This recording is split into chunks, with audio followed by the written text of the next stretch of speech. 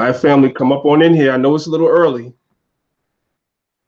I know it's a little bit early, but I need my family to come up on in here. We're about to have a very powerful and necessary discussion this morning. It's going to be brief. It's not going to be a very long discussion, but it's powerful and necessary. I see my family start to trickle in here. Shalom, Yalon, Yisrael, shalom to you, King. Dwayne Yosef, my brother from another mother, shalom to you as well. Crown Me 13, great supporter of mine. Shalom to you as well. Good to see y'all this morning. Give me a second, y'all, real quick. Yeah, 1 second. I'm hooking a few of y'all up right now. Y'all will see shortly. All right. Divine Prospect is in the building, man. If you free, man, you definitely should let me know, man. I'll send you the Hangout link. You can come on in and talk about this subject as well. I want to say peace and shalom to the family. It's your brother, Priest Danyaahla, Lions of Israel, Maccabees Alliance Council, with another show for y'all today. And today I am honored and proud to have my comrade, you know what I'm saying? My comrade. I consider this brother to be a comrade and a warrior for the Most High, and a fierce, fierce defender of our scriptures, our customs, our mores, our folkways. He's a fierce defender of this word. I'm happy to have my brother back on Maccabees TV for the second time, my brother Mikha'el Ben Yisrael. Shalom to you, King. How you doing today, Lord? Hey, shalom, shalom. Priest Danyaahla, man. Love you, brother.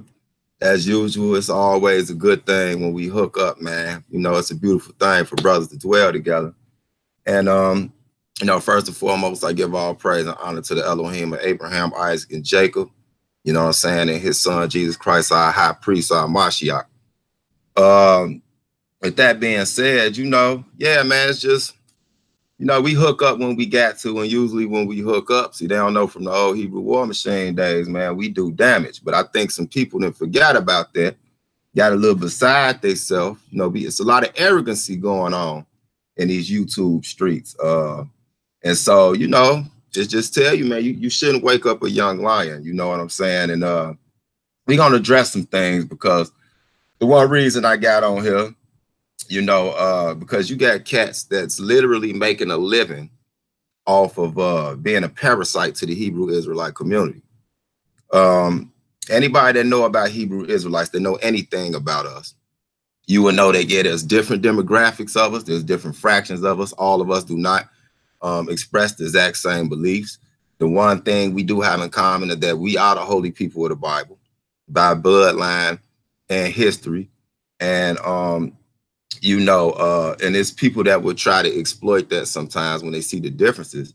But when you look over on their side, they don't do the same thing. You know what I'm saying? But one thing you know about us is we care about our community wherever we at. You know, just for instance, just from where I come from, you know, out of Chicago, you know what I'm saying? The Israel of God itself, you know what I'm saying, has a plaza. You know what I'm saying? Definitely got to get a shout out to them, you know. And in there, they hiring our people. You got a restaurant, tax company, all that type of stuff. You know what I'm saying? One of the sister camps from my big brother Elijah over in Gary, Indiana, they got the, really, as far as we know, the first Hebrew Israelite school over here in the Western Hemisphere. I mean, a real school, like a big public school, you know, a regular school. They bought a school that was abandoned, and it's a school. It's called the Israel School of Excellency. So if there's any Israelites out there in that Gary, Hammond area or something like that, or, you know, a little bit north of the border in Illinois, take your kids there if you don't want. You know, on Thanksgiving, they school's still open. Christmas, they school's still open. You see what I'm saying? They ain't thinking about that. And, you know, so with that being said, we got things that we doing. We don't wake up thinking about comedics, thinking about Pan-Africans and all that. But for some reason, it's as if they would not exist if it wasn't for us. So they keep their mouth on us, right? And it don't bother me, because I've been in this over 20 years. So it's like you build up an immunity. But it's when you hire cats that want to literally tell people, leave that Bible alone, you know, leave that religion alone. And I think if we keep telling them we're nationality, they won't accept it. And, you know, it's different religious beliefs within that nationality. And so they'll keep telling you this, but then I go back to what I was saying 7, 8 years ago. I told this to Ankh from Armor Rock Squad. Shout out to you, Rob West. You know, I ain't got nothing against that brother. We ain't had us no little spars lately. Even though he was the first one said I was a crazy Hebrew with a perm, you know, just hating on the texture of my hair or something. I don't know. So now Sarnetta want to call me a broke Snoop Dogg, which is funny. This the thing I want to say. They get personal when their feelings get hurt, and it's usually due to information. You know, and these are the same people that say they banging on information. So this is really why I want to go into it. And I'm gonna say this one last thing, and I'm gonna let you go and set up whatever you want to ask me or whatever. But it's a cat out there named Garfield Reed. I've been knowing him online for quite some time now, for some years.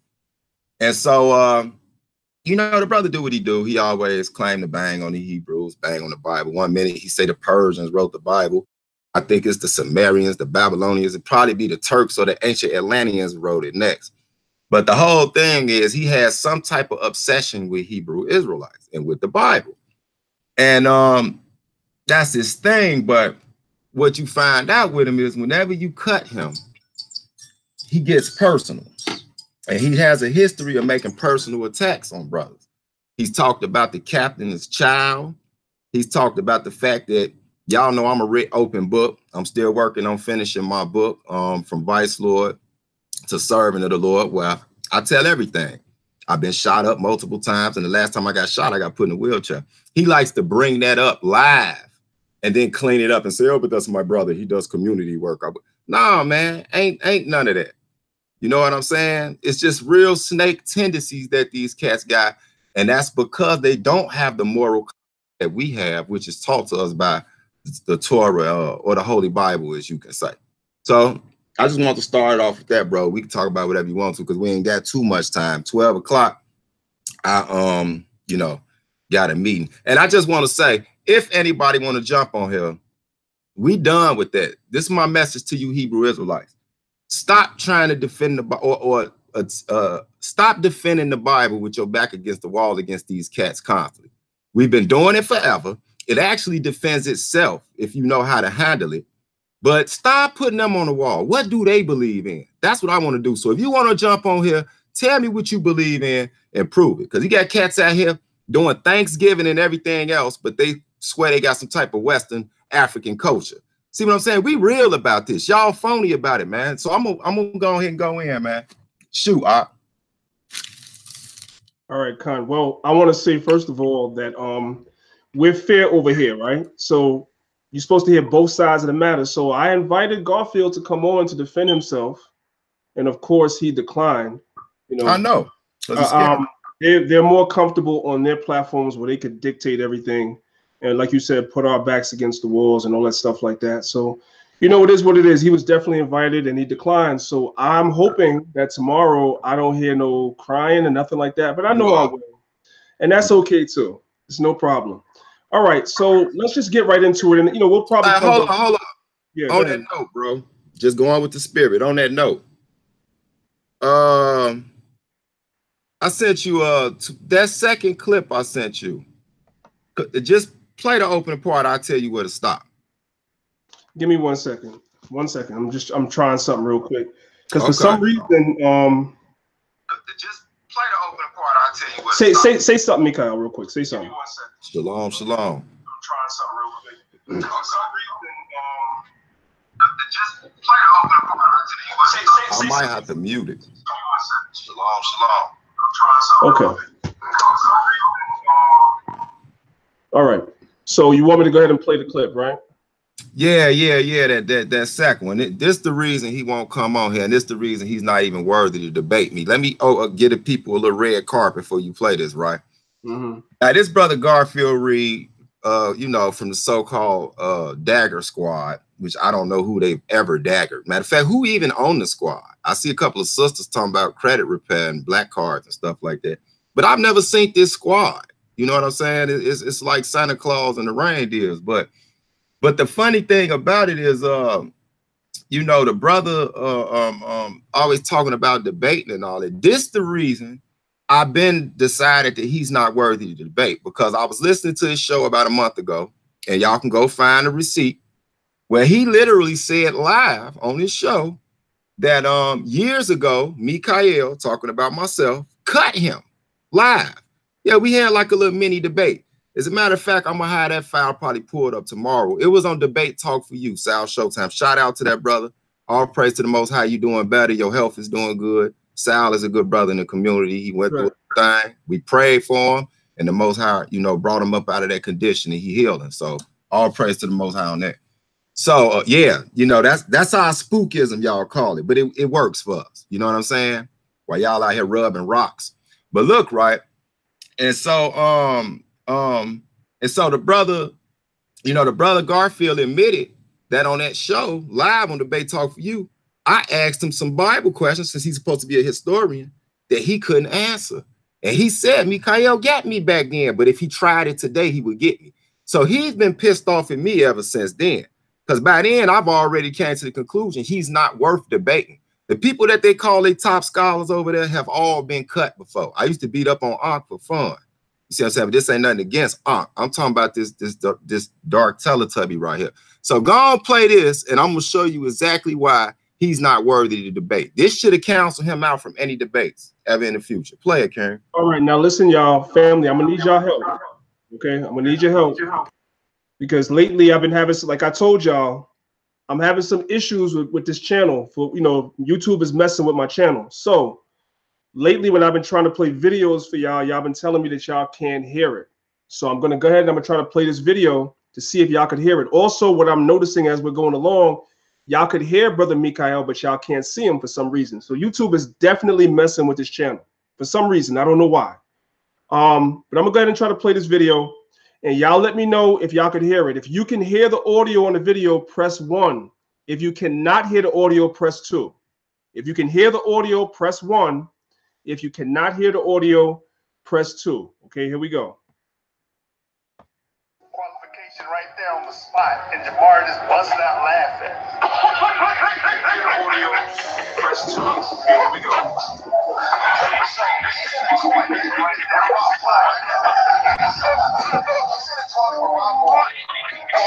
Some information. That's not fair. All right, family, can y'all hear that? I'm looking at the comment board. Before we go any further, I need to know if y'all could hear that. I can hear it and see it. Okay, so that's good. Well, one of my problems has been fixed. All praise to the Most High. All right. All right, so is there a time mark, or you want me to start from the beginning? Y'all keep playing. Keep playing. I'll tell you when to stop.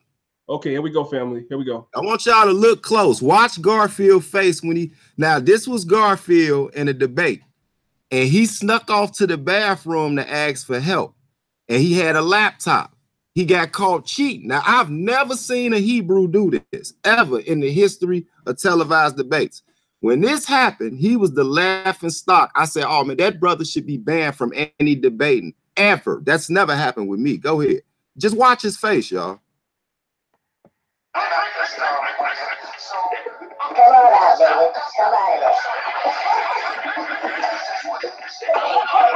Look at him. He got caught. He got the dookie face. Just let it play. Let it play. Oh, my God.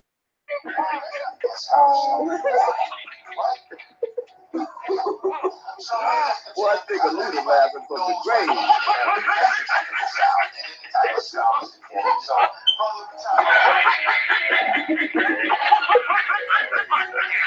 Let me stop it right there. So this is the type of cat that Sinetta will say, or anybody from the House of Conscience will swear that he beats up on Hebrews or any other debate. I've never even really heard him have like a real official debate. He just talks and then he tell you about, you know, and it's the thing, I don't like the disingenuousness of those people over there. He'll say words like, you know, whatever your beliefs is, I don't care. You know, that's your beliefs. Keep it to yourself. Then he'll turn right around and say, well, you know, Abraham wasn't real. Isaac wasn't real. Jacob wasn't real. You know, the Bible is not really real. There's no real. So he'll, in one breath, say, if he respects your beliefs, then he'll turn around and poop on them. You don't see them do that with any other group of people. You see what I'm saying? They don't do that with the you know, 5%ers, anything of that type of nature. He only does that with the Hebrew Israelites. So it's clear that he's been hurt by one. I don't know if he's been beat up by one or something like that, but he has an agenda when he's not even worthy of it. And another thing I want to say, brother Danyaahla, concerning our brother Sarnetta, man, the only reason, just to give everybody a backdrop, what finally made me respond, the other night, Sarnetta did a show, and he had Polite on his show, which that right there, every time he does that, it irks me.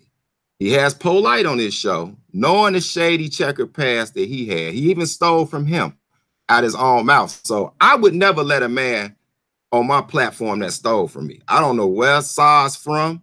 You know what I'm saying? So he must have literally lost all self-respect. He's lost all dignity. He's desperate right now for one reason or another.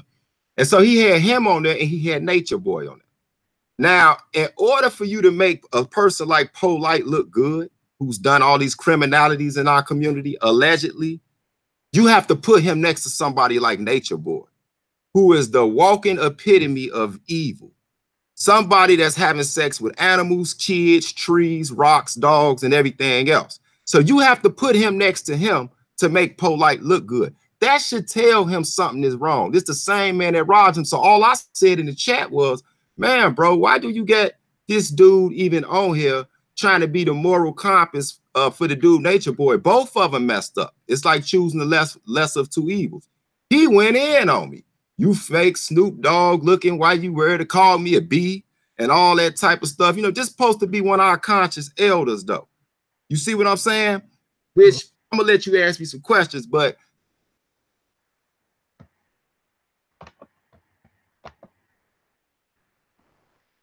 Mikha'el, you there? Mikha'el, unmute yourself. You muted. Okay. What was the last thing you heard me say? You said you was going to let me ask you some questions, and then you got cut off. I was saying that I believe. Did you hear when I was talking about I was on in Sarnetta's chat? Yes. Mm-hmm. Okay. And what I believe is, for whatever reason, because like I said, I always liked the brother Sarnetta. You know what I'm saying? He got that kind of spirit. I hope he repent, you know what I'm saying, and turn to the Most High. But in the end of the day, I just said to the brother, like, why you got a lesser of two evils on here? He went in on me, called me a B, broke Snoop Dogg, little cat, and all that type of stuff. And so my whole thing is, this cat Polite is so wicked that the stuff he even said about Sarnetta live just about 3 weeks ago, while Sarnetta was on the phone, bro, is enough that I'm trying to show Sa it's people that's actually out there trying to look out for you. You see what I'm saying? Matter of fact, play that first clip for me, man, and then we can go ahead and just flow. I want people to really see this because I don't know how many people paid this attention. All right, let me pull it up. Let me share my screen for you, and then we can go ahead and play that on. Here we go. All right, so let's share my screen. 1 second, family. All right, so this is the video. We're starting off at about 3 minutes and 45 seconds. That's good? Yep. All right, let's go. Family, if you cannot hear it, let me know with a 2 in the comment section. But for now, y'all saying we good, so let's go. And I want y'all to listen real close to what he says about Sarnetta. All right, let's go. Nah, I'm there. Oh, hold on real quick. I know, smack the clown, right? I'm here. Hold on real quick, Sal. So if any of you have Poppy's Facebook, his Instagram, his YouTube, send him a message and tell him Brother Polite is in New York, and I hear you want to smack me. It's on site. You want to kill me. I hear all of this. And it's just talk when you think a brother's not in New York. Now, it's okay if you want to fight brothers that's over 50 years old and challenge them to boxing. It's okay. You want to fight people who have autoimmune diseases. It's okay. Stop right there. Stop. I want you to play that again. Did y'all hear what he just said? He said you want to fight people that's over 50 years old. He's on the phone with Sarnetta, so he's talking about Sarnetta because he said this about 3 times throughout the video. And he said he has autoimmune deficiency disease. Do y'all know what that is? That's AIDS. AIDS. AIDS. I caught that quick. I went back to school like, hold on, and I'm like in my head, and then he said it again. Now, I remember, and I'm going to show you how wicked this is. And I'm not taking up for Sa, but he's lost all dignity. You see what I'm saying? So he can't do it for himself. So because evidently he owes somebody something, or he just need a bag or something. So he don't even care about being humiliated. None of my Hebrew brothers would do that to me, or they would not be around me no more. We have a moral code and a moral conduct, and it ain't about just checking no bag. And it's funny, I'm the broke Snoop Dogg, you know what I'm saying? But I'm actually sitting over here next to my lit fireplace. All praise to the Most High. I ain't in no studio apartment. You see what I'm saying? So I want to show you something. Play that one more time, bro. I want y'all to hear this clear, and y'all tell me what that is. I hear you want to smack me. It's on sight. You want to kill me. I hear all of this. And it's just talk when you think a brother's not in New York. Now, it's okay if you want to fight brothers that's over 50 years old and challenge them to boxing. It's okay. You want to fight people who have autoimmune diseases. It's okay. It's totally okay. Sonetta on the phone. Pause it. Now, this the killer part. Sonetta was on the phone with him on speaker. He heard him say this more than once and didn't even interrupt him, which I remember clearly. What was that, last year, 2 years ago? But it was a while back. But Sonetta addressed that and said he did not have AIDS. So why would Polite turn around and say that in his face multiple times and Sonetta not even stop him? I don't know, because what I have noticed over the years is Sonetta is not like a scholastic guy. He's not a debater. He's more like the spirit of it. He's more like the father of it. That's not his skill. So I don't know if he don't know what that meant. You know, he's not that well like spoken or read. So I don't know if he didn't catch it, but anybody with some sense caught it. Now, how could this same brother be right back on your platform? He stole from you. Like we say in the streets, treated you like a biatch, right? Excuse my Hebrew. He stole from you for one. And then he knows how you feel about that you got AIDS thing. And he says it repeatedly in your face. And you bring him back on the show. Then you want to question us about our morale and tell people to leave their Bible alone. Well, I tell you this. If I find out in the end that this book been phony all this time, at least it made me a better person. Because whatever y'all trying to get us to replace the Bible with, it ain't working for y'all. Go ahead, Danyaahla. Now, just to be fair, I'm looking at the comment section in the video. I don't know if you're looking at it too. And some of the people in the comment section are saying that the autoimmune illness that the brother has is lupus, not AIDS. Now, I don't know anything about any of this stuff, like as far as what the brother suffers from. I don't know. He never told me. I don't know. But this is what people are saying. So how would you respond to that when people are saying it's lupus and not HIV? Well, I'm very much aware of lupus, but if you listen to it, he says it 2 or 3 times. And when he says it again, he says deficiency, and then he says disease. So if you look up the definition, one of them, the disease or the deficiency, one is AIDS and one could be lupus. He says both.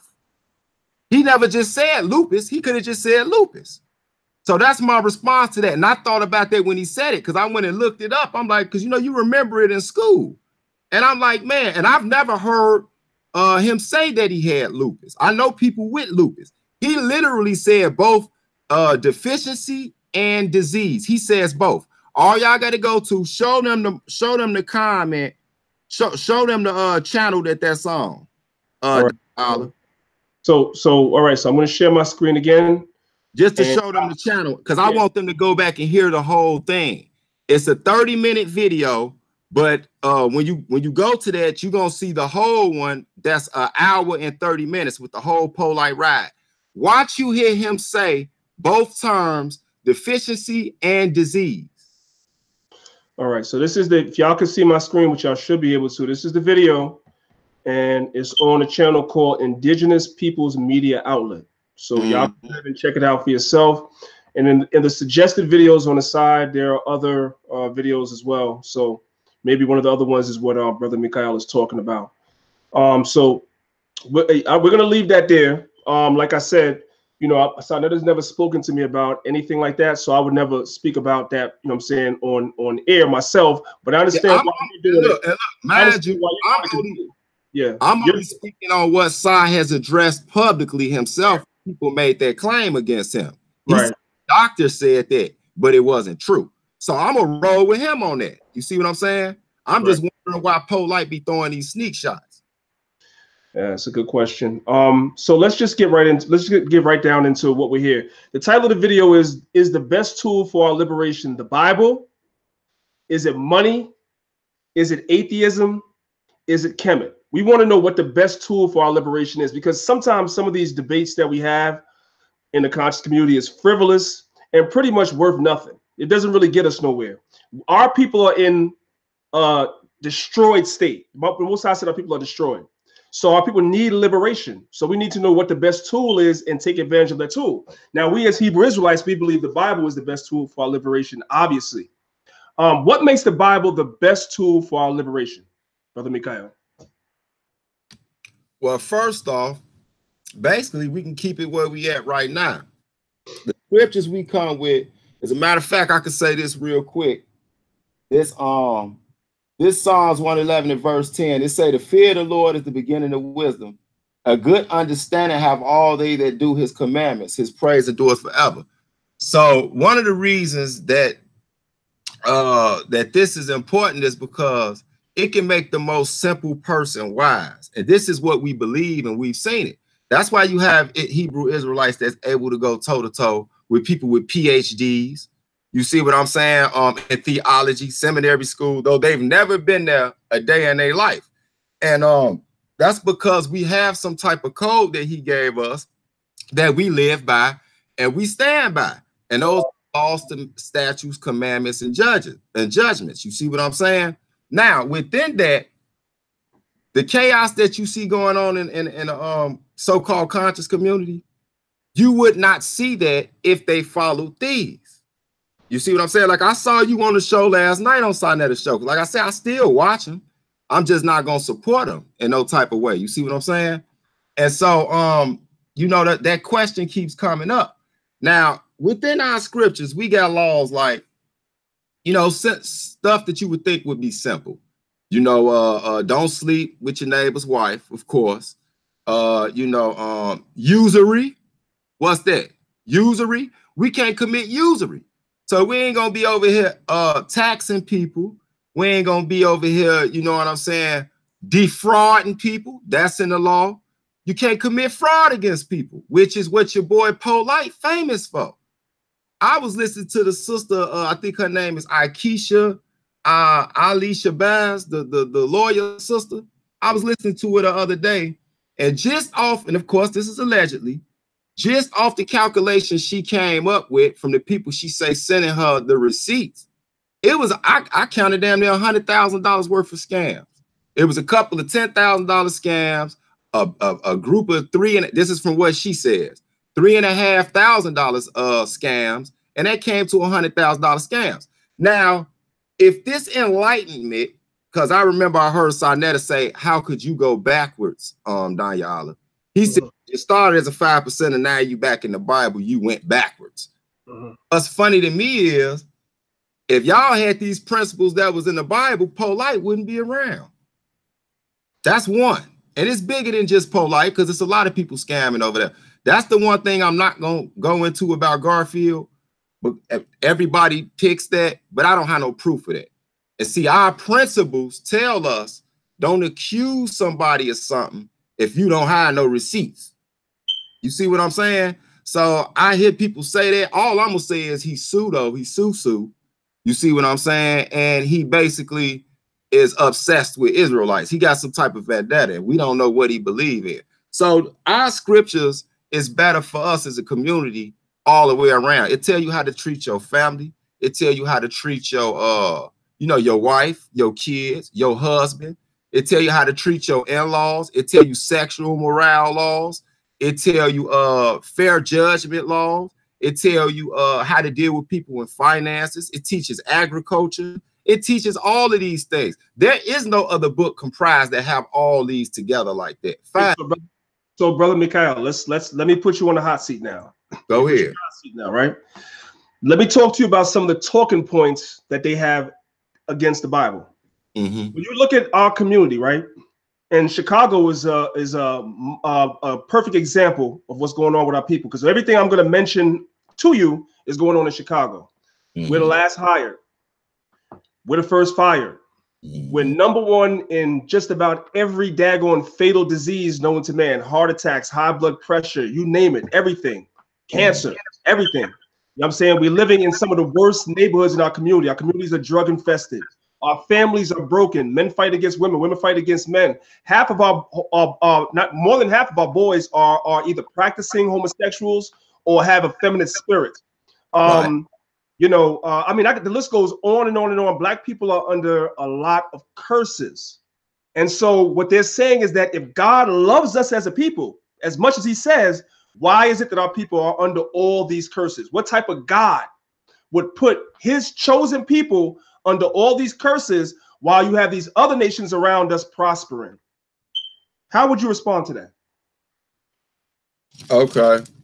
Well, that's quite simple. They're going to get tired of this one. But you know what I'm going to say.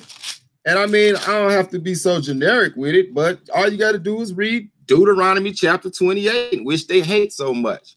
But they've tried to make a career at destroying. I've seen so many groups try to destroy Deuteronomy 28th chapter. But he literally says in the first verse, and it shall come to pass, if thou shalt hearken diligently unto the voice of the Lord thy God, to observe and do all his commandments, which I command thee this day, that the Lord thy God will set thee on high above all nations of the earth. And all these blessings shall come on thee and overtake thee, and if thou shalt hearken unto the voice of the Lord thy God. So he just told us we would be on top. We would be none of those things that you just mentioned, right? He told us that, right? So let's just skip on over to verse 15. Let's see the cons of that. It says, but it shall come to pass, if thou wilt not hearken unto the voice of the Lord thy God, to observe to do all these commandments and his statutes, which I command thee this day, that all these curses, which is what you mentioned, so this should answer their question, shall come upon thee and overtake thee. Cursed shall thou be in the city, cursed shall thou be in the field. It's quite that simple. We believe it. Now, let me ask now, where's your pyramid text? Where's any type of Kemetic text? Where's your West African? And it's over 365 million people in West Africa, just to let y'all know. Do y'all know how many different cultural beliefs and traditions is within those demographics? That's almost the size of the United States by itself, right? So which one of these texts completely says what I just said? It told us if our forefathers would have did this what would have happened. But if our forefathers went otherwise, this what would have happened. Until you can match that with another document that says we were going to go into slavery, why we went into slavery, and what's going to get us out of slavery, then shut the hell up. It's quite that simple. It's not even that complicated to us. Okay.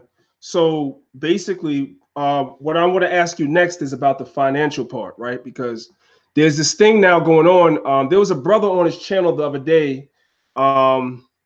He has a phrase that goes something like this: God is good, but money is better.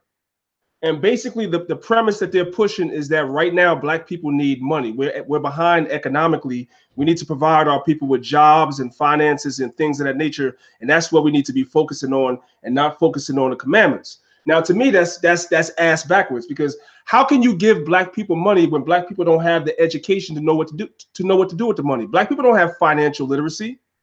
And in many ways, we're not educated as a people, period. So you're going to give people the money. You might as well just throw that damn thing in the damn fire somewhere. Just throw it in the goddamn chimney in a fire someplace and let it burn, because that's exactly what you're going to do.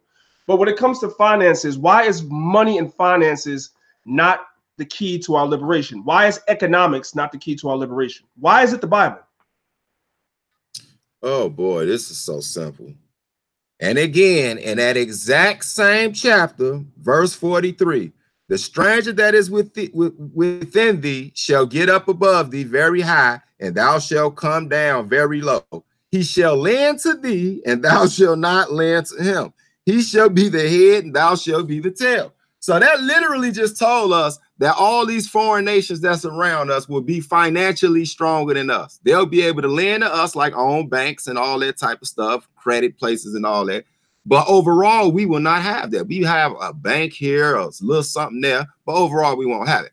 Now, the funny thing about the questions that they like to ask us, addressing what you just said, is what was one of the first things I mentioned that we have? A school. And like you said, people don't have financial literacy in our communities. So instead of saying, man, it's all about the money, I need the money. Well, those that have the money, why don't they build more schools? Why don't they build more systems to teach us how to be economically responsible? You see what I'm saying? We know our scriptures is clear on that. And matter of fact, one of the other verses tell us, for the love of money, because I want to clear that up. You know, people always quoting that saying the love of money is the root of all evil. You know, Danyaahla, it don't say that. It say for the love of money, love of it, meaning that it's become a deity, which is exactly what these brothers is saying. They saying money is my religion. Money is everything. So they're doing exactly what he's saying, for the love of money. When somebody loves money more than anything else, do y'all know he's willing to do anything for it? He's willing to kill for it. He's willing to steal for it. He's willing to, a woman is willing to prostitute her body for it. A woman is willing to strip for it. I mean, when that is your number one principle, I don't want nobody on my team that say money is their religion. I don't want nobody on my team that say that their God is money. You know why? Because they would do anything for money. They mean they will sell you out for money. Literally. I'm from the streets. Y'all know that. And when I was in that lifestyle, we actually violated brothers, man, for putting money over their brothers in the nation. But it was cats that did it. And what you find out is a lot of them cats either didn't last too long, or they sold people out. They winded up being snitches because they cared more about their money than honor. You see what I'm saying? Or they wind up setting people up to get them robbed because they envious of what you have, and they'll go by any means to get it because they don't have a moral code like we get in this Bible. So these easy questions to me, man. Our book has proven if you follow it, we will be straight economically. You see what I'm saying? Well, if I can just chime in real quick, because I see my brother Andre Boyce in the comment section. He made a comment. He said the lack of money is what's causing evil in our communities. And I could say to a certain extent, you're right, but you're still not 100% on it. And I'm going to tell you why. The lack of knowledge and unity amongst our people, which the scriptures teaches us, the first and foremost principle of the Bible is the Most High gives us that supreme wisdom, knowledge, and understanding of how to serve him and how to deal with each other, right? And the lack of unity and love for each other is what caused us to want to be integrated with the so-called white man. In the 50s, in the 60s, we marched and sat in for that thing. And once we got it, all the businesses in our community disappeared. Now, a dollar doesn't stay in the black community no time. The minute you get your paycheck, the next day you're broke. And who did you spend your money with? You spent your money with the other nations. Money doesn't circulate in the black community. That's the problem. And the reason why money doesn't circulate in the black community, it doesn't stay in the black community, why we don't have money in the black community, is because we don't have no knowledge. That's the problem. That's the problem. You want to chime in on that, Mikha'el? I ain't gonna lie, you took the show over on that one. I was about to try to say exactly what you just said, but you said it a little bit better. And that's the truth. I mean, like you just said, and look, it all goes back to having a moral code, bro. Now look, if we teaching from our scriptures that everybody gets their fair share for their work, right? You know, we got all that in the Torah. Tells you how to divide money amongst each other equally. You know, it say that what is it? Unbalanced bag, you know what I'm saying, is bogus, right? Mm-hmm. It literally goes against defrauding people and cheating people their money. So that puts a moral compass on even economics. You feel me? So that starts from the beginning. And that teaches you to look out for each other. Prime example, let me say this. Mm-hmm. I know what's gonna come up next. You know, they like to say, like when you brought up Chicago with the high murder rates and all that, right? They'll say, like Garfield will say, well, look at all the people, all the Christians in our communities. I haven't done anything for us, you know, the people killing each other and all that type of stuff, right? But that's an unfair comparison. Because, and this is not to poop on a church, because they've done a lot for us. Matter of fact, they've done more for us than any black atheist group has ever done. Just go look up all faith-based or Abrahamic faith-based charity groups that help the urban community or the black community. You ain't gonna see one. If you find one, I'll sell you a planet, but you definitely won't find 2 or 3 black atheist organizations. So look, right? Most modern day Christian denominations don't teach from the Torah. They don't teach the laws like that. They basically focus on the New Testament. And I'm not saying there's nothing wrong with the New Testament. We need that as well. But if you don't understand the Old Testament, you can't accurately utilize the New Testament. So that's not a fair judgment, because they'll tell you quick, the law is done away with. Well, within those laws, like I said, we got agriculture laws, economic laws, and all of those type of things. So you can't use that. You see what I'm saying? Because that's a religion. That's not the Bible. Right. Absolutely. So a few people are asking me, can they come in? But I know you don't have long, so you have like another hour. So I don't really, one of the brothers, his name is, Andre Boyce. He wants to come in and kind of chop it up with you on some of this stuff. I don't know if you want to talk to anybody. If you do, I'll send him the link for the hangout. But if not, we'll just continue. Mikha'el, you there? Yeah. Can you hear me? Yeah, I can hear you now. Yeah, look, like I told you, and I stick to this, y'all. Everybody know how I get down, man. Like I said, if Garfield, you gave him a fair chance, I know you told him yesterday. So I don't want to hear him go back on his show saying stuff about me like a coward when I was right here live. You see what I'm saying? Because I'm gonna show you why these cats don't want to stand toe to toe or sit butt to butt. Because you know he like to make, you know, crack little personal jokes. You know what I'm saying? But he can't deal with me intellectually or as a man. You feel me? And a lot of those cats over there like that. So don't wait until 11:51 when y'all know I got to leave at 12 talking about, oh, I'm going to get on there, but Mikha'el ran. No, dudes. You got time to get on here. But I'm letting you know, and anybody else that want to get on here, if you get on here, you're not getting on here to question me about the Bible. What you're going to do is you get on here and tell me a better already formatted blueprint system that's better than the Bible. And let's talk about that. Let's talk about, because I'm tired of y'all talking about the Bible. Show us something better, man. That's what we've been saying. Until then, shut the hell up. So if you want to do that, show me something that's comprised, not bits and pieces taken from everywhere. That's going to take another 15 years to put together. Show me something that's already together that can hit every level. Economics, morale, because we do need morale.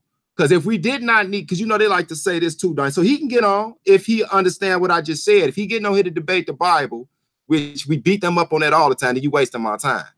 So look at this right here. All can come together with a book.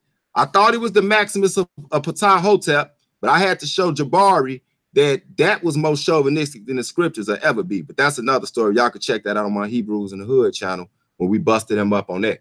Funny thing about it is he might be the most honest one over there, so I ain't gonna even get down on Jabari. Now watch this, right? Show us a already comprised book or literature that has the moral laws, the economic laws, the educational laws, so on, and health also, and health that deals with health.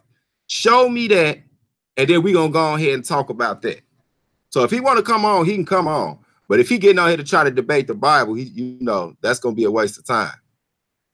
Okay, so Andre Boyce, I'm about to send you the hangout link. All right. So you heard what the brother said. So he's the guest of honor. So we're gonna respect him. We're gonna respect him and his wishes. If you come on here, it's gonna be a respectful conversation and a respectful dialogue. All right. In the meantime, Mikha'el, just go ahead. While I'm sending him this email, you can just go ahead and continue and talk.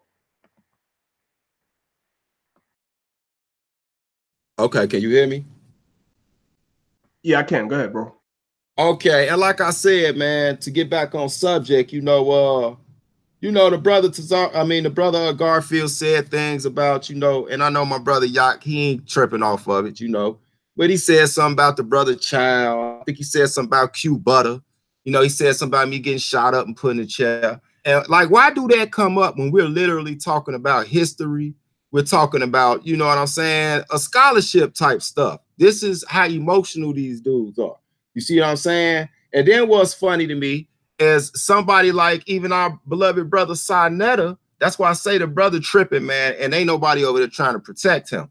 because he'll ask, like, he'll see his differences with the Hebrew Israelites belief system, right? Like, say he'll say to me or somebody, well, do you believe the white man is the devil? I might respond, it's black devils and white devils. He might ask Danyaahla. Danyaahla might say emphatically the devil, right? He'll say, see, look, you two don't exactly believe the same. But you never hear them constantly ask Garfield is white man the devil. They don't constantly ask Polite is the white man the devil, because they know what the answer gonna be. Polite love hanging out with Jewish dudes. You see what I'm saying? And Garfield, they don't even touch that subject. Garfield always say, oh, I'm not on the racist type thing. So why they don't grill them about that, but they try to find division in the Hebrew Israelites? They're all hypocrisy, man.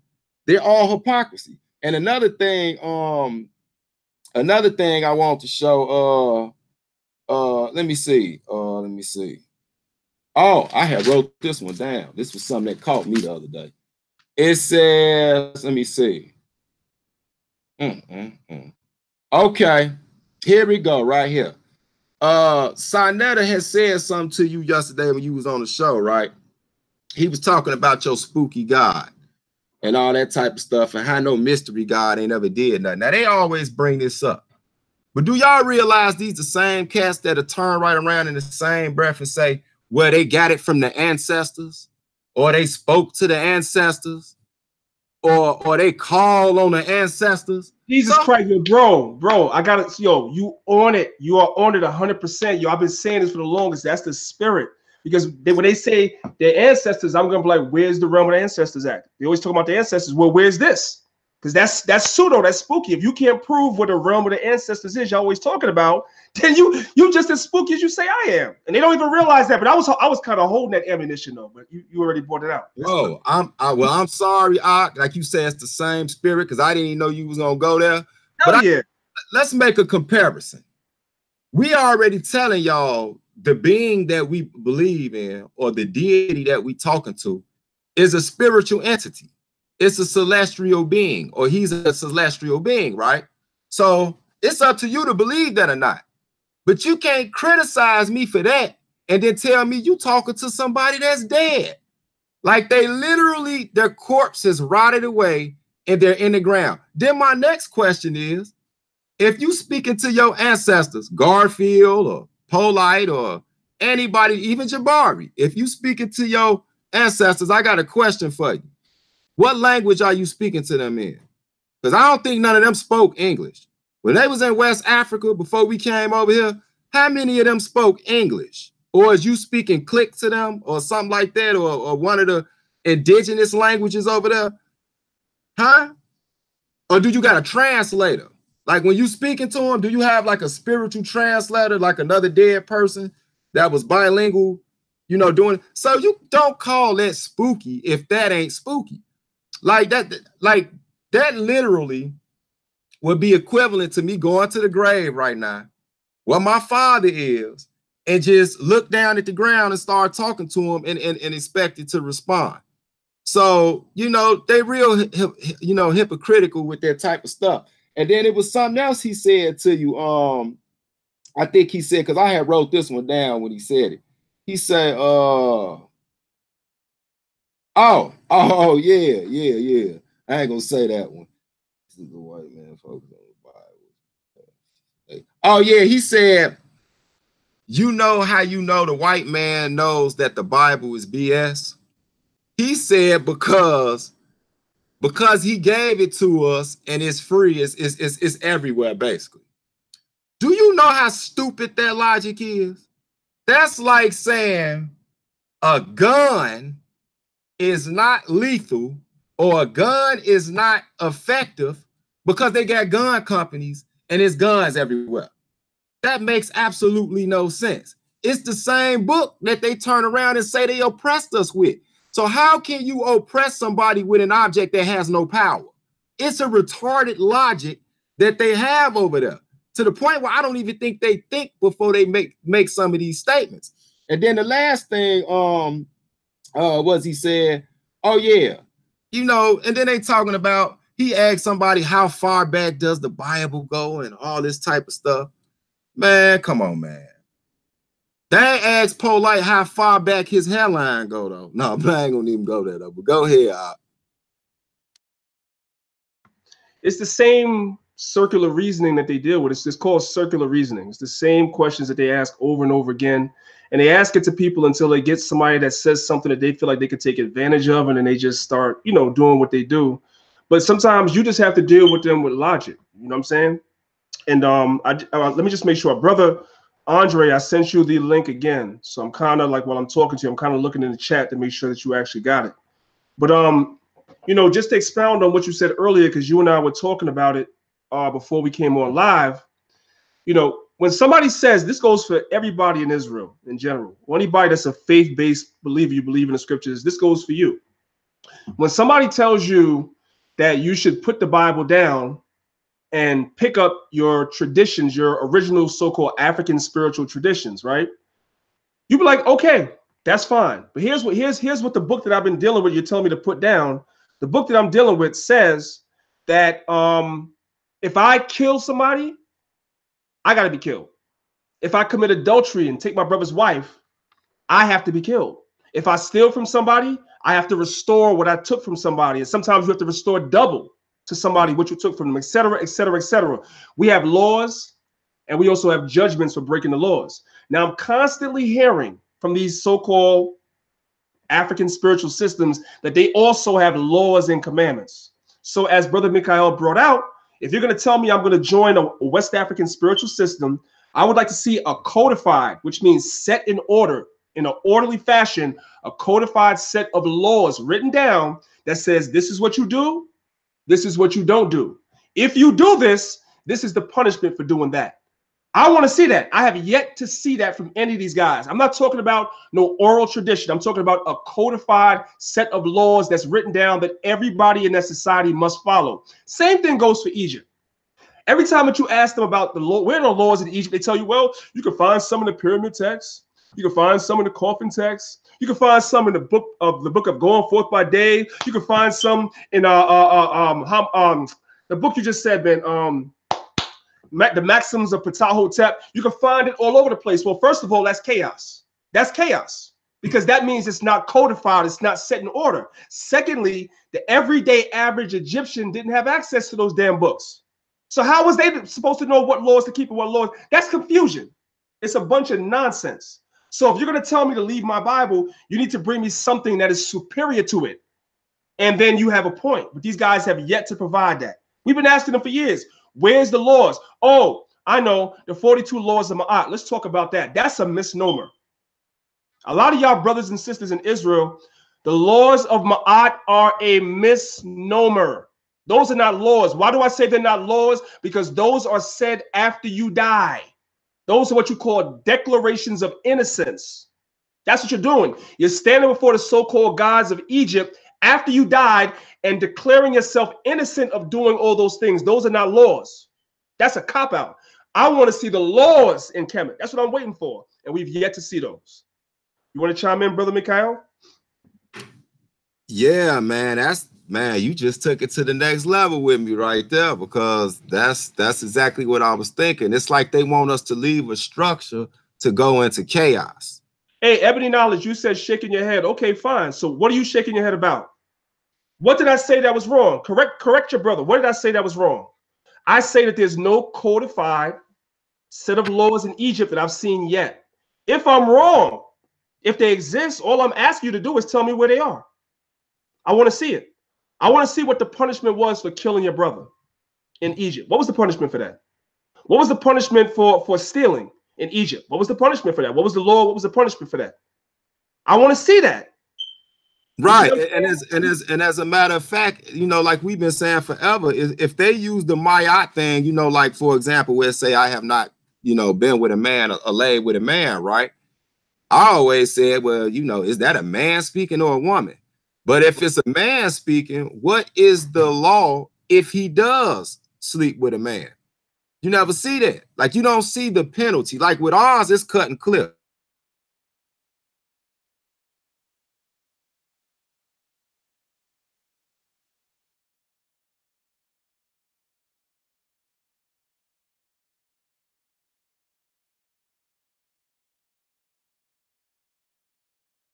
listening to what's being said. We're not saying that ancient civilizations in the East didn't have laws. That's not what we're saying. That's not what we're saying. Every culture had laws. The difference is our laws are codified, meaning they're in order, and everybody had access to it. That's number one.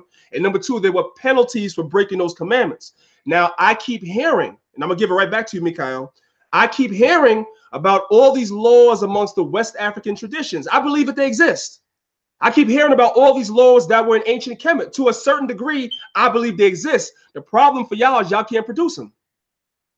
You can't produce them. Now, you said to me, Ebony Knowledge, how can you not see the correlation with the laws of Ma'at and the law? First of all, because Ma'at is not laws. When is Ma'at? When are you making these confessions? You're making them after you die. I'm going to assume, Ebony Knowledge, that you're a knowledgeable person. You have the word knowledge in your name.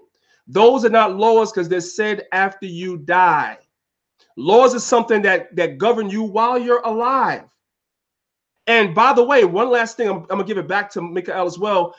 This is another thing that goes on in the conscious community that we have to debunk this crap too. Parallels are not proof of plagiarism.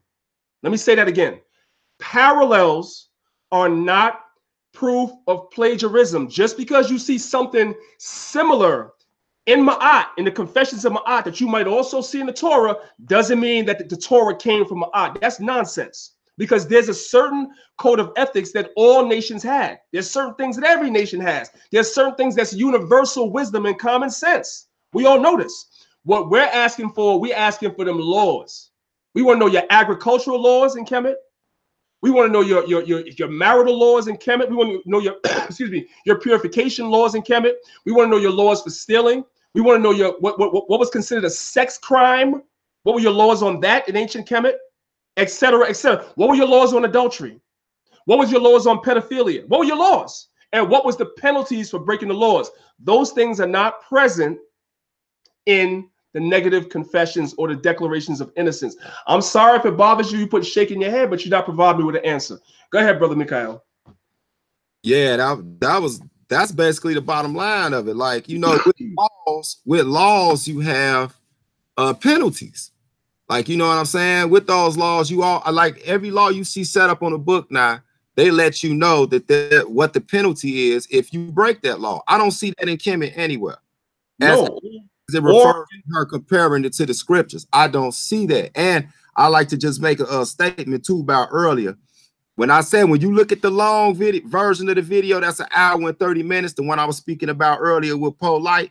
The other term I believe I heard him say was acquired immune deficiency syndrome. That's AIDS. Because I remember he said two different versions because he said it like 3 or 4 times. So I just want to put that clarity in there when y'all go check it. Now, back to what you was just saying, I don't see, you know, they keep bringing this up, like the Maximus Hotep.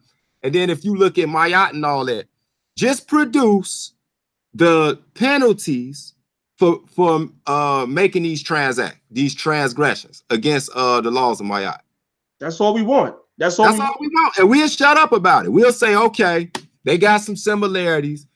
And then once y'all do that, like you said, bro, that needs to be the standard for the Kemetic community. Right. You see what I'm saying? Because that's the standard of the Israelite community. I don't care what portion of the Israelite community you go to.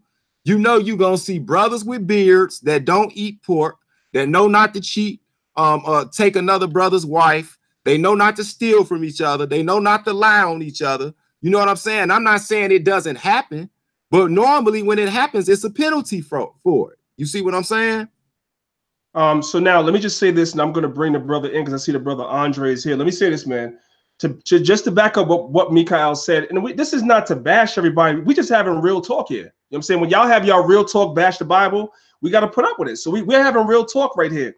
You know how I know that there's not really any laws that a lot of you brothers and sisters that follow Kemetic science follow? You know how I know that? Because every time I go to your events, I see lesbians there.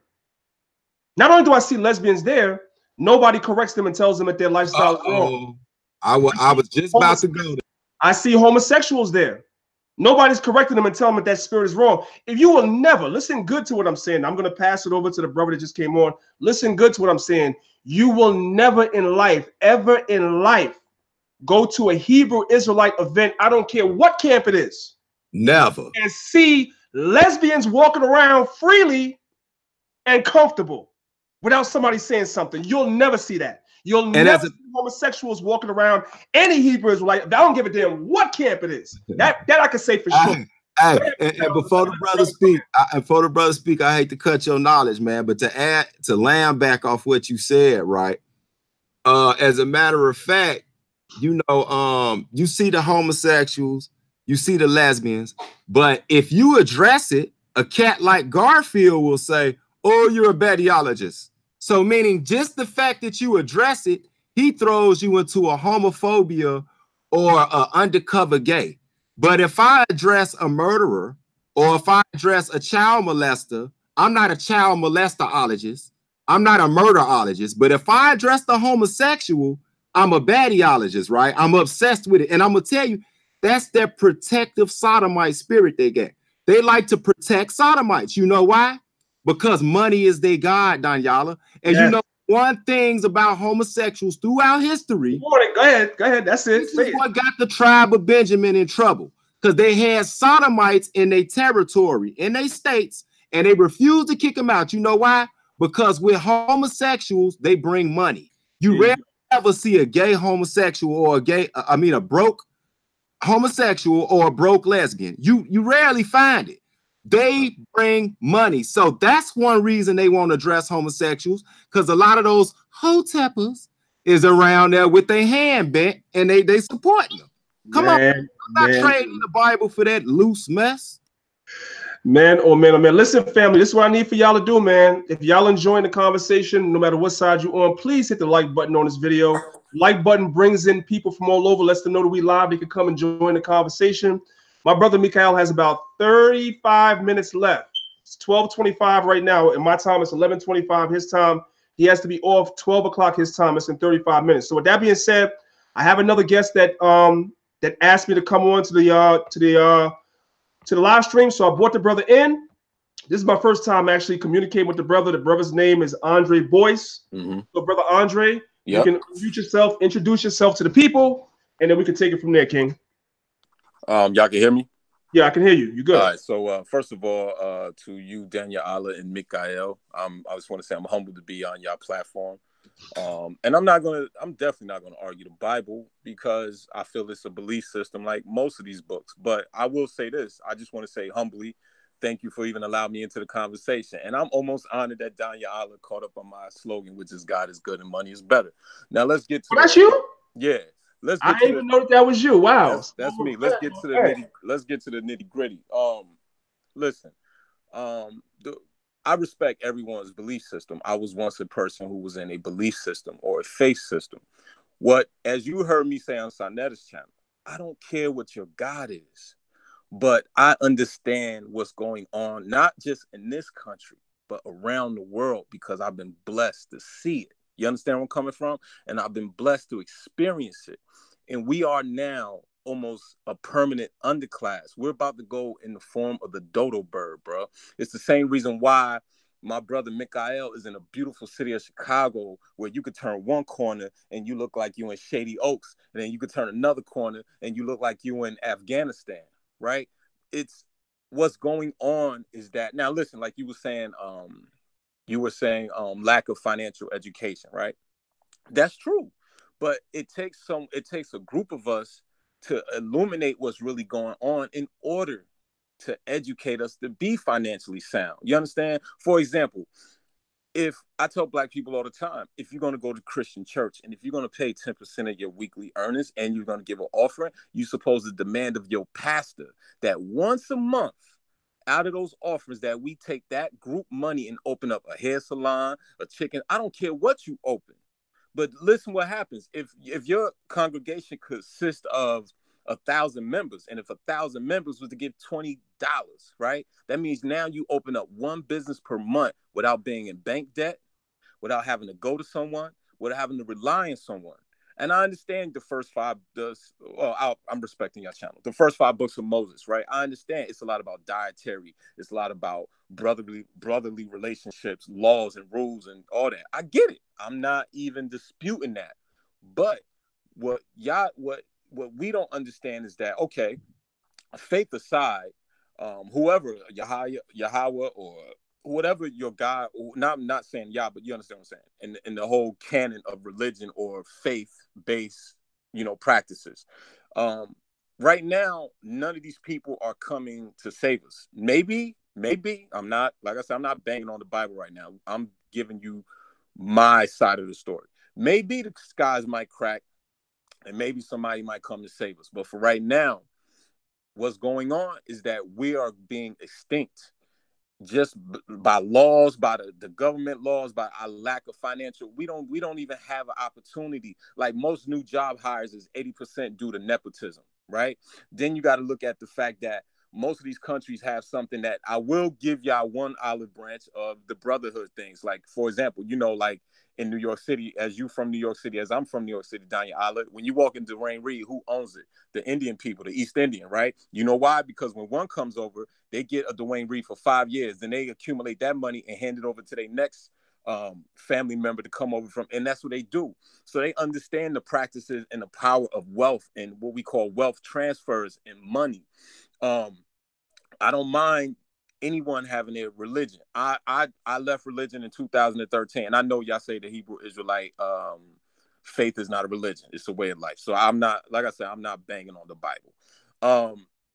But what I will say is this: the lack of it is what's causing all of this disparity, separation, and just hopelessness that drives people to all these religions, and it drives people to all these practices, because when you don't have no hope, you have to cling on to something that gives you a silver lining in your cloud, and just look at what's going on. The middle black home, the median black home is only worth $1,700 to the median white home that's worth $125,000. To be in the top 5% of black homes liquid, you only need $325,000 compared to the top 10. There's over 20 million white homes with over $10 million. We're broke. You understand where I'm coming from? So, okay, my thing is, like, I don't mess with ISUP. I'm not a Hebrew. But when Tazaria was like, yo, we're going to feed black people, I want to be the first ones to donate to that, to feed them. You know what I'm saying? But what it takes to feed them? Money. You understand? So no matter in this industrialized country that we live in, or if you go to Europe, or if you go to Asia, money is the deodorant to all this stink. Now, like I say, what you do behind your closed doors and what you do behind your temples and whatever you do is beautiful. I have no problem with that. If it's brotherhood, I'm all about brotherhood. Am I pro-Kemet? No. Am I pro-Hebrew? No. I'm pro us getting together and getting some money and resources and building back up our communities. And that's period. You know what I'm saying? But I'll let y'all respond to that. Yeah, brother. And you know what? I don't have anything against what you said. As a matter of fact, I agree with a lot of it. And I'm glad you clarified that you respect the fact that we're saying Hebrew Israelite is a nationality and not a religion. Yeah, I gotta respect that. Not to cut you off, but yeah, listen, I'm not here to. You know what I'm saying? It's cool, bro. Just let me. I'm just giving clarity. I feel you. Go ahead. Okay. Yeah, just to respond to what you said to further prove what I'm saying. It's a different when you just have religious laws and when you have a code of conduct, or you have a what you would call a constitution. And is what the nation of Israel had. If you look at Exodus, the 22nd chapter, 25th verse, now if we just applied this to our community today, it would be so good. It say, if thou lend money to any of my people that is poor by thee, thou shalt not be to him as an usurer, neither shall thou make usury of him. You see what I'm saying? So simple as that. Let you know that's not even a religious principle. Correct. That is a societal principle. Correct. You see what I'm saying? And so my one question I did, and I do agree with damn near everything you said, brother Andre, but I do want to ask you. So go ahead. You did say something about with the religion, you believe that's the problem of the division. And, I hear that a lot. Fact. So let me ask you, when we were in ancient times, let's say on the continent in Africa, I would like to know which came first, because there's always been division over there. There's always wars. Which came first, the The division or the religion? I mean, I think man is naturally tribal, correct? I think we naturally bind to what interests us more. Like, for example, I'm a fashion designer, right? Right. So I'm naturally gonna go and hang out in Hong Kong and in Tokyo with other fashion designers that when we do our trend shopping. I'm not I'm also like the first thing I said to Danyaahla when I jumped on y'all chat, I'm a gym rat. Like he's a gym rat. I said, yo, let's work out. You know what I'm saying? We're tribal people. I think that look, if you threw me in the middle of Iraq, let's say I knew every precept, every law, statute, commandment, everything that Yahweh Shah said, everything that all your prophets said. If you threw me in Iraq, they'll still believe in Allah. Period. Right? Because what is Iraq an acronym for? The Islamic Republic, Allah Qadim. I forgot what the Q is. You dig what I'm saying? It's the name of the country is the Islamic Republic. You feel me? But guess what runs that country? Oil and OPEC and money. That's all I'm saying. So no matter where you go, a dollar still spins, a euro still spins. Everyone is going to have their different forms and ideologies of God. But what's going on right now is we're in dire straits. The Obama administration set us back to the Gilded Age, brother. We've owned less homes now than we owned during the robber barons. Under his administration, we only got 0.1% SBA loans. Under the Bush administration, we got 5%. What I'm saying is that what happened was we drank, not y'all, because I know a lot of, I've been following all of y'all for a while, right? That's how I even got cool with Sinetta. I know what the Hebrew Israelites mantra is, and I know a lot of that stuff, and I study it. That's why I'm not even going to argue the Bible, because why? At the end of the day, when we get off this chat, y'all going to believe in it, and I have no problem with that. How we going to get some money to feed our kids, to take our, and when Danyaahla saw me, he saw me further expound on Skid Row, because really Polite and them didn't really like go into it. Like by me being bi-coastal and also being in LA all the time, I know the dynamics of that shit, right? And I explained to even Sinetta, I said, this is why you can't feed them openly no more, because of what happened in Dwayne Reed in New York City when they used to give people the food, and then the guy got sick and he actually sued Dwayne Reed. So that's why if you walk up and down Manhattan around about 11 o'clock at night, you see bread on the sidewalk. Am I right, Danyaahla? If you around Midtown Manhattan, put the manger, all these people, they put it on the sidewalk. So if the person wanted, they eat at their own discretion. You understand where I'm coming from?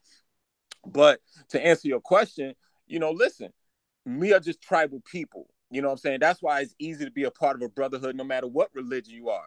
Now, with me, I'm coming from a view of this.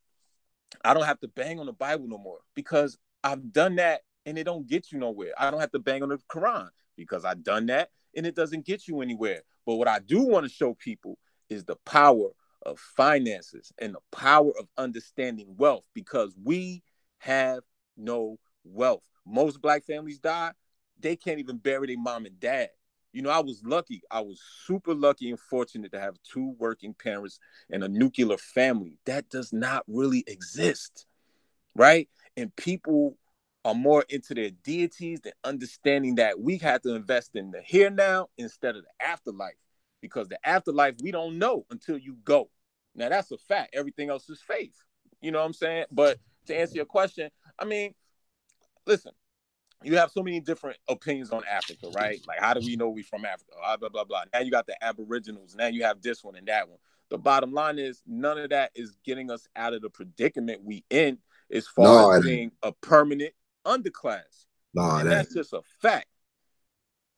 No, it ain't. And let me say this, bro, because I ain't got that much time. You know, I appreciate you coming on. And as a matter of fact, maybe you could come on over to my channel, or you could, Danyaahla probably invite you back to Maccabees TV. It's a good platform. Listen, Danyaahla, we got to work out, bro. Anytime. Yeah, and maybe you could come on over to Hebrews in the Hood. That's with a Z after Hebrew, not an S. I see it on your joint. I see it on your icon.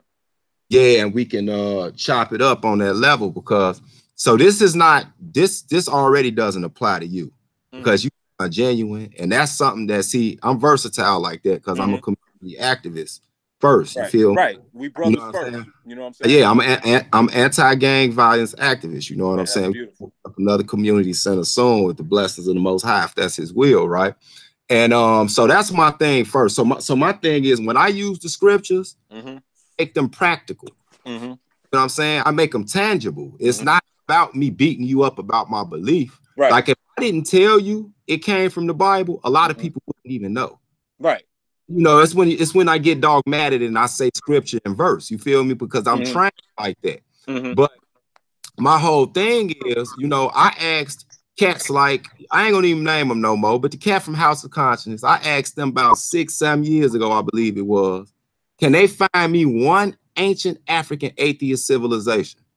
They never could, and I'm not talking about just the word atheos against Greek God or something like that. I'm talking about that had no type of spiritual system. Right. You're not gonna find it. That's a European birth defect, in my opinion.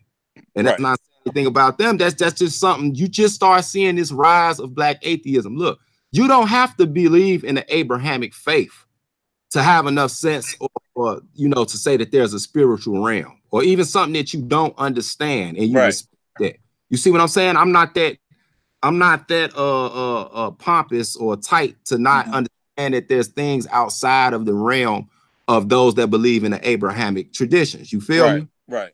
So that's not even a problem. But I'm still waiting on somebody to show me an ancient, quote unquote, African or Afro-Asiatic or black civilization that absolutely thought it was nothing on the other side. Right. Well, I would say this for another 100 years. Not to cut you off. I am a proud card-carrying member of the atheist mindset. Now, let me explain why. At the end of the day, I looked at things from when I used to be a staunch Christian. And I'm one of the few Christians, because, you know, 90% of Christians never read the Bible. That's why they can go to a church and listen to the same recited loop, which is, he hears you, he's coming, he knows your pain, he hears you, he's coming. You understand? And once again, what you have to understand is the hierarchy that any religion gives to people, because what happens is their leader looks successful, he looks clean, he's landing on church in a helicopter. You understand where I'm coming from? Then it's like, well, if God could do it for him, he could do it for me. And then one of my favorite scenes of one of my favorite movies, Car Wash, remember Daddy Rich? And the guy was shining his shoes, and Richard Pryor was Daddy Rich. And Richard Pryor said, y'all got to believe in something. Y'all might as well believe in me. You heard what the guy said, answer, Lord, because the mindset. See, me, I stopped looking at things from what's outside of me rather than looking what's within me, because logically, this is just from me, brothers, logically, I cannot get out of a 34th Street subway and look at a woman my mama's age living in a shopping cart and think there's somebody that out there from beyond this realm that loves me. Because when I go everywhere around the world, I notice, one, America is totally, honestly, America's in total decline, which people don't understand because they haven't really left America. But if you go to Amsterdam, if you go to Paris, matter of fact, there's a study that shows the poverty over there is way better than our poverty over here. Like, think about it. In Laos, Cali, Alabama, we got black people with hookworms, bro. 18th hookworms. But what I'm telling you is that when you go around the world, when you go to Hong Kong, you go to, and you see how these people just live life. They don't live with a spirit, with a God type shackles on them. Because to me, it's just quality of life. You go all over Italy. I don't care what chapel or in Italian padrinos and basilicas. All of them people, those is works of art to them. And yeah, you know what? I'm gonna give you an olive branch. Some of them joints do have black popes inside of it, which a lot of people don't know, right? But at the end of the day, all these other places are just living in this life, and it's a little bit more balanced. They use, like you say, the practical laws. I don't need to read the Bible another day in my life. I don't need to read the Quran, any of these books that I done mastered and read. I don't have to read it no more. All right, but can I say something, brother? But hold on 1 second, and I'm gonna let you rock. But the thing is with me, brothers, is that I wake up every day and I don't have to look at nobody to know not to sleep with Danyaahla's wife, not to sleep with Mikha'el's wife. I don't need, look, there's videos on my Facebook of me in Manhattan feeding the less, I hate to call them homeless, because if we didn't have a roof, we're still, you know what I'm saying? But I call them displaced, feeding them with my own money. You understand where I'm coming from? And I don't need no books, no hadiths, no Bibles, no Pentateuch, no Torah, no Talmud to know what's right and wrong within my soul, bro. You know what I'm saying? And we black first. And if I'm in Chicago and if I saw you, like, bro, you hungry? You know what I'm saying? That's it.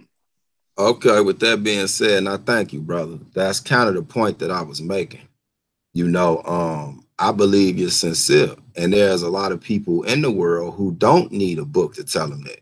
Facts. But obviously, from the conditions we in, it's people in this world that need to be told it. Or some people are just wicked. Some people just wicked anyway, and it don't matter if they follow the system or not. They still gonna do what they want to do. True. See what I'm saying? So my whole thing is, just because you may not need it, and this really ain't talking about you. This is general. Just because you may not need it, don't mean that you got to take it away from somebody who enjoys having it.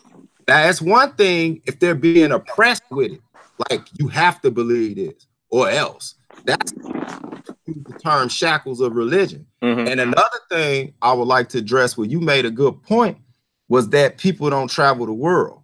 Like I got my passport. You know how many people in our community ain't never seen a passport? Not to cut you off, the name of my brand is called Passport Global. See what I'm saying? A lot of these cats that's doing all this talking ain't never been out their mama basement. Facts. Let alone to another state, let alone to another country. You see what I'm saying? And so that's the mindset that we have, regardless of our ideology. We feel trapped. But I'm saying, last time I checked, as bottom of the barrel as we are over here in the Western Hemisphere, just speaking for us, I still consider, now this is what the consensus says, and say everybody say that, I don't know how true it is that we're the 8th richest nation in the world. That has kind of been deep. I always found that kind of strange, because sometimes people say that to almost try to downplay the condition we in, when in reality, over here in this country, we shouldn't be at the bottom of no type of economic structure, because we spend more money than anybody else. So that's the crazy anomaly you got right there, because it's like they poor as hell, yet they get money. We don't know where they get it from, but they give it back to us the minute they get it. You see what I'm saying? Well, I think it's two things. I'm gonna use okay. You remember the movie Fences? You remember that movie Fences? Yeah, I remember Fences. All right, so you remember when the son says, "I want a new television," and Denzel says, "Which would rather have, a roof or a television?" Right? But now let's fast forward to 2018. Durable goods like a roof we can't afford. So what do we have to end up getting? The television. You understand where I'm coming from? Because of the disparity now of the wealth gap. Number two, like I always tell people, read Color of Law, read Color of Money, and then you will see why we're exactly where we're at, because it was literally government. This is why I have a lot of arguments with a lot of the YouTube scholars about politics, because if you tell me to read Color of Law, and then I read Color of Law, and it gives me a point-by-point breakdown on how the government actually shut us out after the so-called Lyndon Baines Johnson affirmative action movement, and how FHA loans and redlining was totally used to keep us in the ghettos.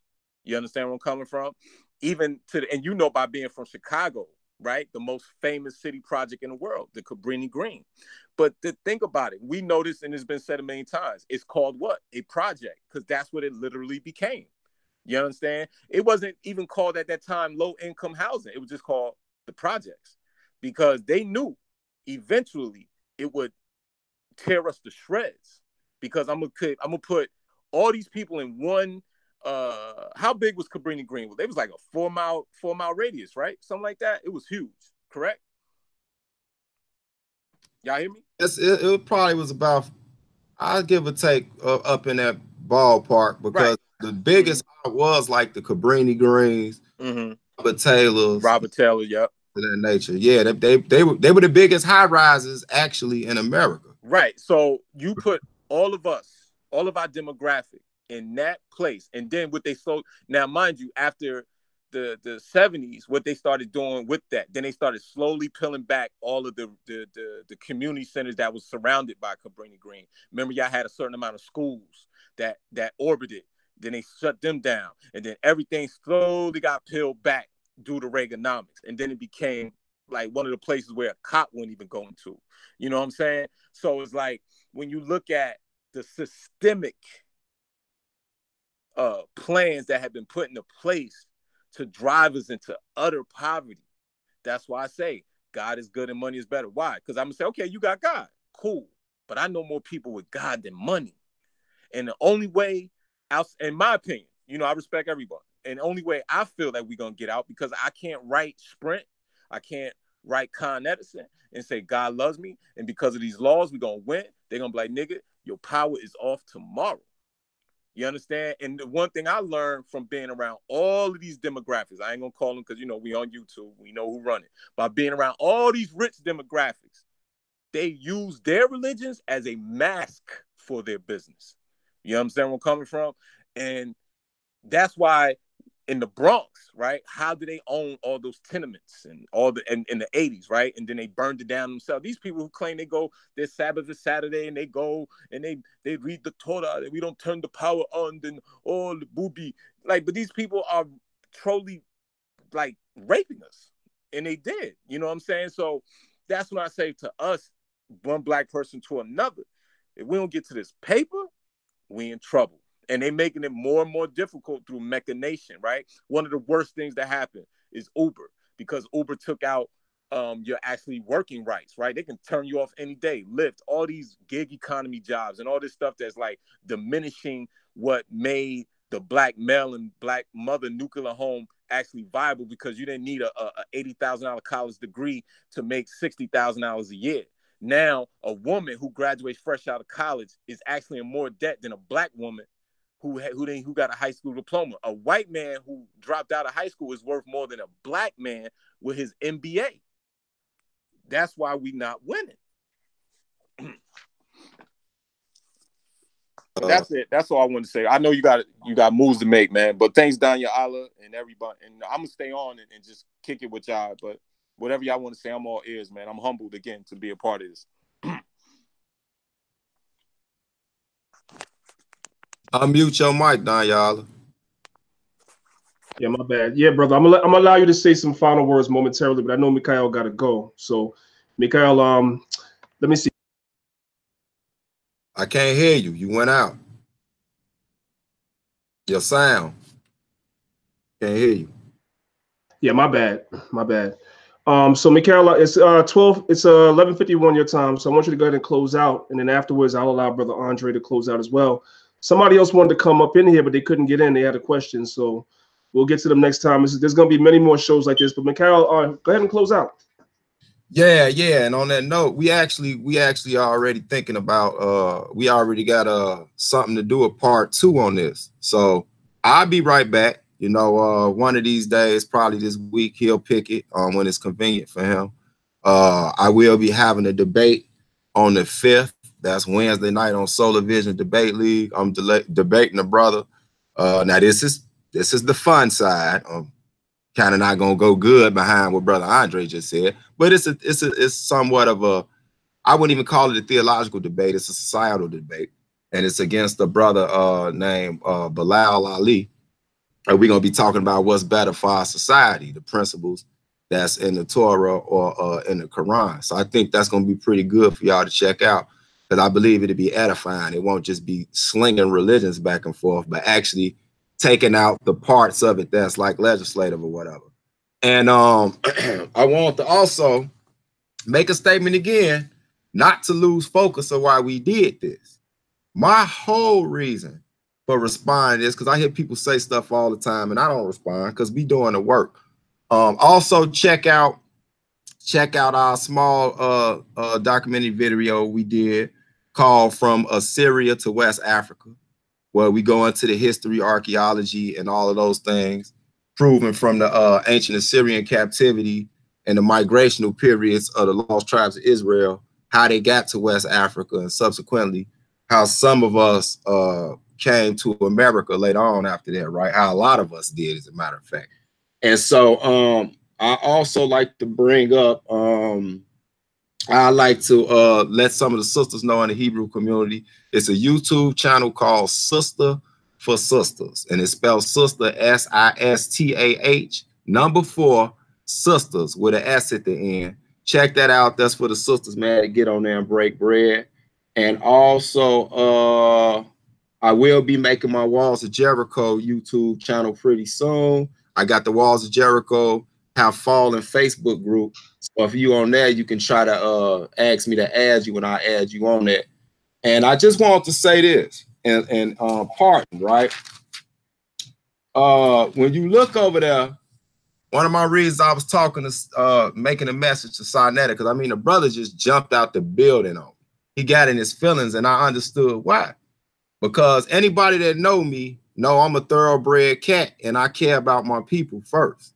So after you just start seeing stuff over and over and over again, I mean, I listened to Connie Son because of Sinetta. He put me up on that brother Connie Son out of you know, you heard him out of Ohio. Yeah, he's not. Yeah, that cat is tight, right? But I just can't sit back and just see somebody just basically just drop all their self-respect, man. And it's obvious in front of everybody. And if you look over there, you start to see why people like Seti, Young Pharaoh, and Shaka and all them is left. And I'm not hyping none of them up.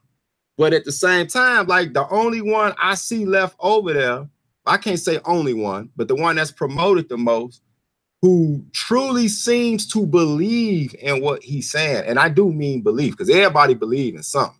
You know what I'm saying? Even if you talk evolution and all that, you ain't really got the proof you saying you got, but you believe it's more proof. And y'all need to check out something called scientism. Not Scientology, scientism. It will blow y'all mind on the agenda that's going on.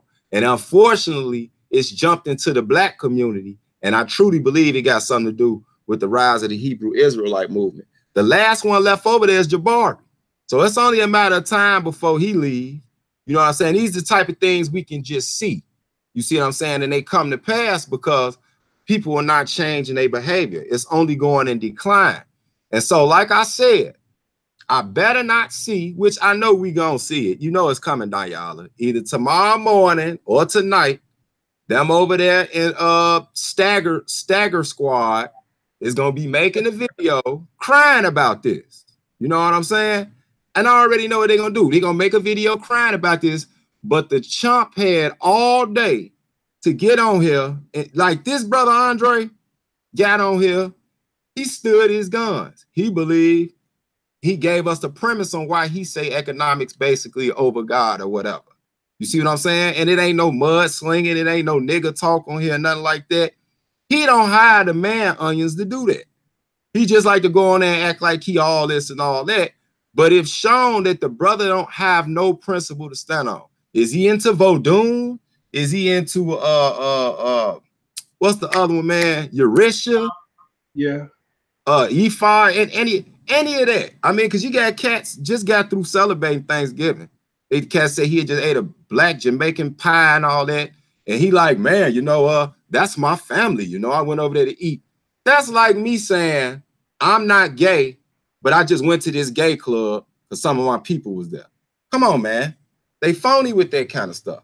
So like I'm saying, man, we gonna do this again. The part 2 is gonna be more with bringing the scholastic stuff to show them why they can't stand with us, so they hate.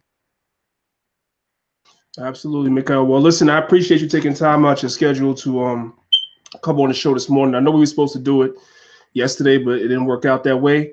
But I appreciate you coming on and you know, giving the people your time and your perspective. And we're definitely going to do a part 2 for sure. You know what I'm saying? So with that being said, brother, you know, whenever you're ready to hop off, you can go ahead and hop off. I'm going to give the brother Andre a chance to close out.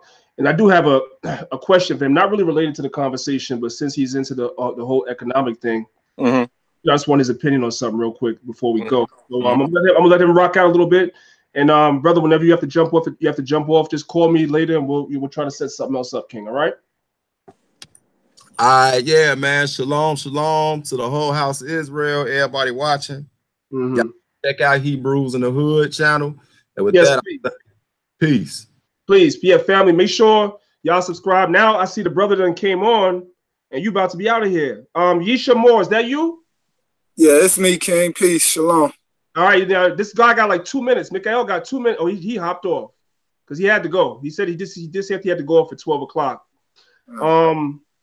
I don't know if you wanted to ask me a question. Maybe you wanted to ask him directly. Oh no. The question actually wasn't for the Mikha'el. I actually just wanted to make a statement just based off of the topic of the conversation about economics right now, and I just wanted to point out the fact that Torah actually teaches economics, and that there are many Israelites who focus on economics, and I just wanted to make the statement that if we go and practice economics and nepotism amongst ourselves and within the community, which I'm all for and I agree with 100%, there has to still be some code of ethics that we follow. But although certain principles should be ingrained in us morally, all of us don't have certain moral standards. So for somebody who doesn't have a source to pull from when it comes to ethics, they might begin to practice bad economic practices amongst ourselves, and then there has to be some type of punishment for those individuals. So I just wanted to... That's a great question. So we have the brother Andre on here. So let's see what he has to say about that. So all right. Andre, peace to you, bro. What's your name again, Sam? Yeshua. Yeshua? All right. Yes. I'm gonna make sure I do. Yesha. Yeshua. Yeshua. Oh, my bad. So Yeshua. Peace, bro. Peace, yeah. gang. Peace. So, I said that when I first started. I said the first 5 books of Moses, right? The Pentateuch, or whatever you want to call it, or whatever it is called, right, has economics, right? And I've learned this from the other demographic. I'm gonna just say other demographic. Now, but I also know the Quran has it, and I also know the Bhagavad Gita has it. But guess what? When you go to India, they some jacked up people. They shave their children's hair to make money. You understand where I'm coming from? But they do it in a different manner of disrespect. They're like I said this before. A lot of other demographics use their religion and these morals and laws to actually mask their business practices. You understand what I'm saying? For example, who owns the media? The same people that will tell you said something anti-Semitic. How can it be anti-Semitic when you allowed me to say it through your media?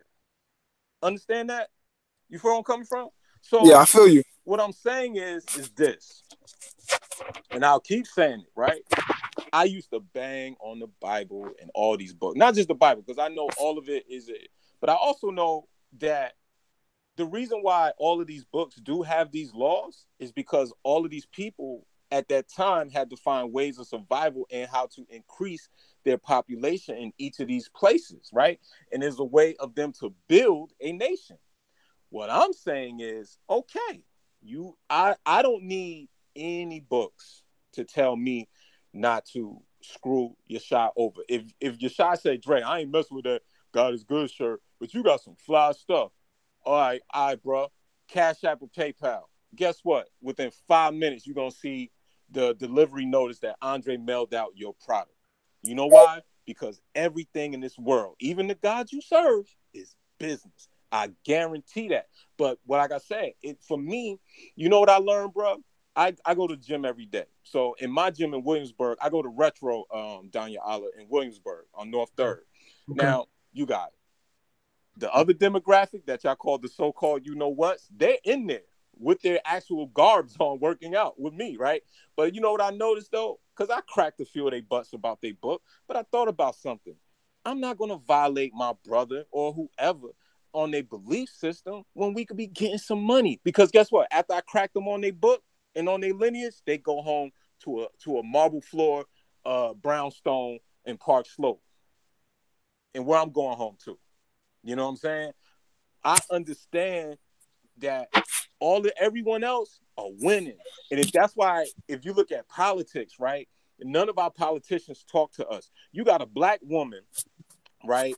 I forgot her name, Knowles or something, out of Alabama, who was talking about DACA, which is taking away your job as a as a black man while her people got hookworms in their backyard.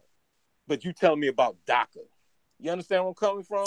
We don't have an understanding of our tribe and our lineage. That's why I don't need I told Sanetta, that's why I say we have this show. I'm a crack tail because I'm like right now, I'm even holding myself back because listen, I'm on your platform and I gotta respect. Before you are an Israelite, you are my lineage, you are my blood, man. You are my black man that goes through the same thing I gotta go through on a daily basis, man. And it's hard.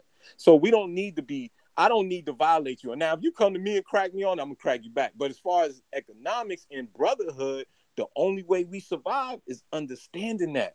Because look, everything about us, right? Everything about us, right, that we're going through right now is actually revealed in a lot of our blaxploitation movies, right? Like look at Claudine. Claudine, if you're from Chicago, like my man was, like Mikha'el, Claudine was what? The introduction of them breaking up the nuclear home. Because like, all right, we gave y'all integration. We gave you a little bit of affirmative action. But now, guess what? You have a man in your house, we not give you no welfare, woman. You have any type, you couldn't even have men's shoes in your house. If you didn't have a boy, he could not wear the same size of an adult man's shoes, and they would stop them all. And what was women doing? Having more and more kids and more kids. And then they was getting all these checks. And then what did Bill Clinton era do? Clinton era came in and said, they called them what? The welfare queens. Remember, he insulted our black sisters and said, oh, these are the welfare queens. Not even talking about how they created the dynamic for them to even be labeled that. You know what I'm saying? So it's like, look at, you know what's one of the dopest movies?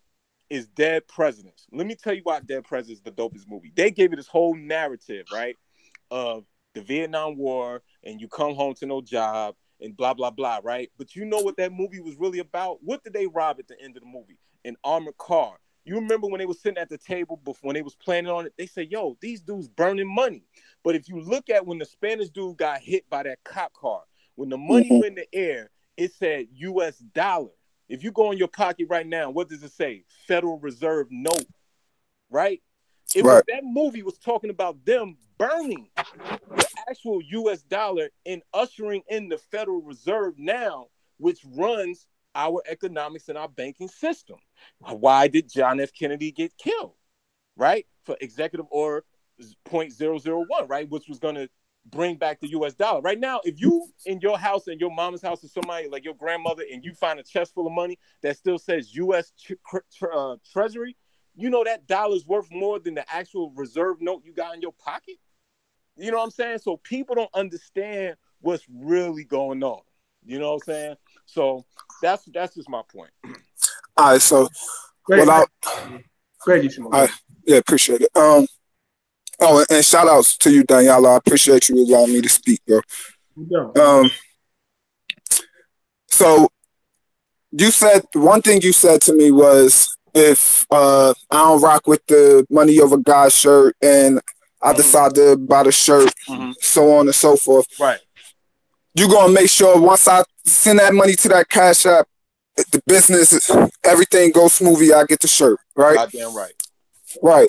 So, but that's you though, family. And what I'm trying, and what I'm saying is like we've seen bad practices take place within the community already, where people aren't receiving things that they're paying for, and you know, different circumstances of a lot of stuff. I don't gotta say no names because we all know like the more popular situations.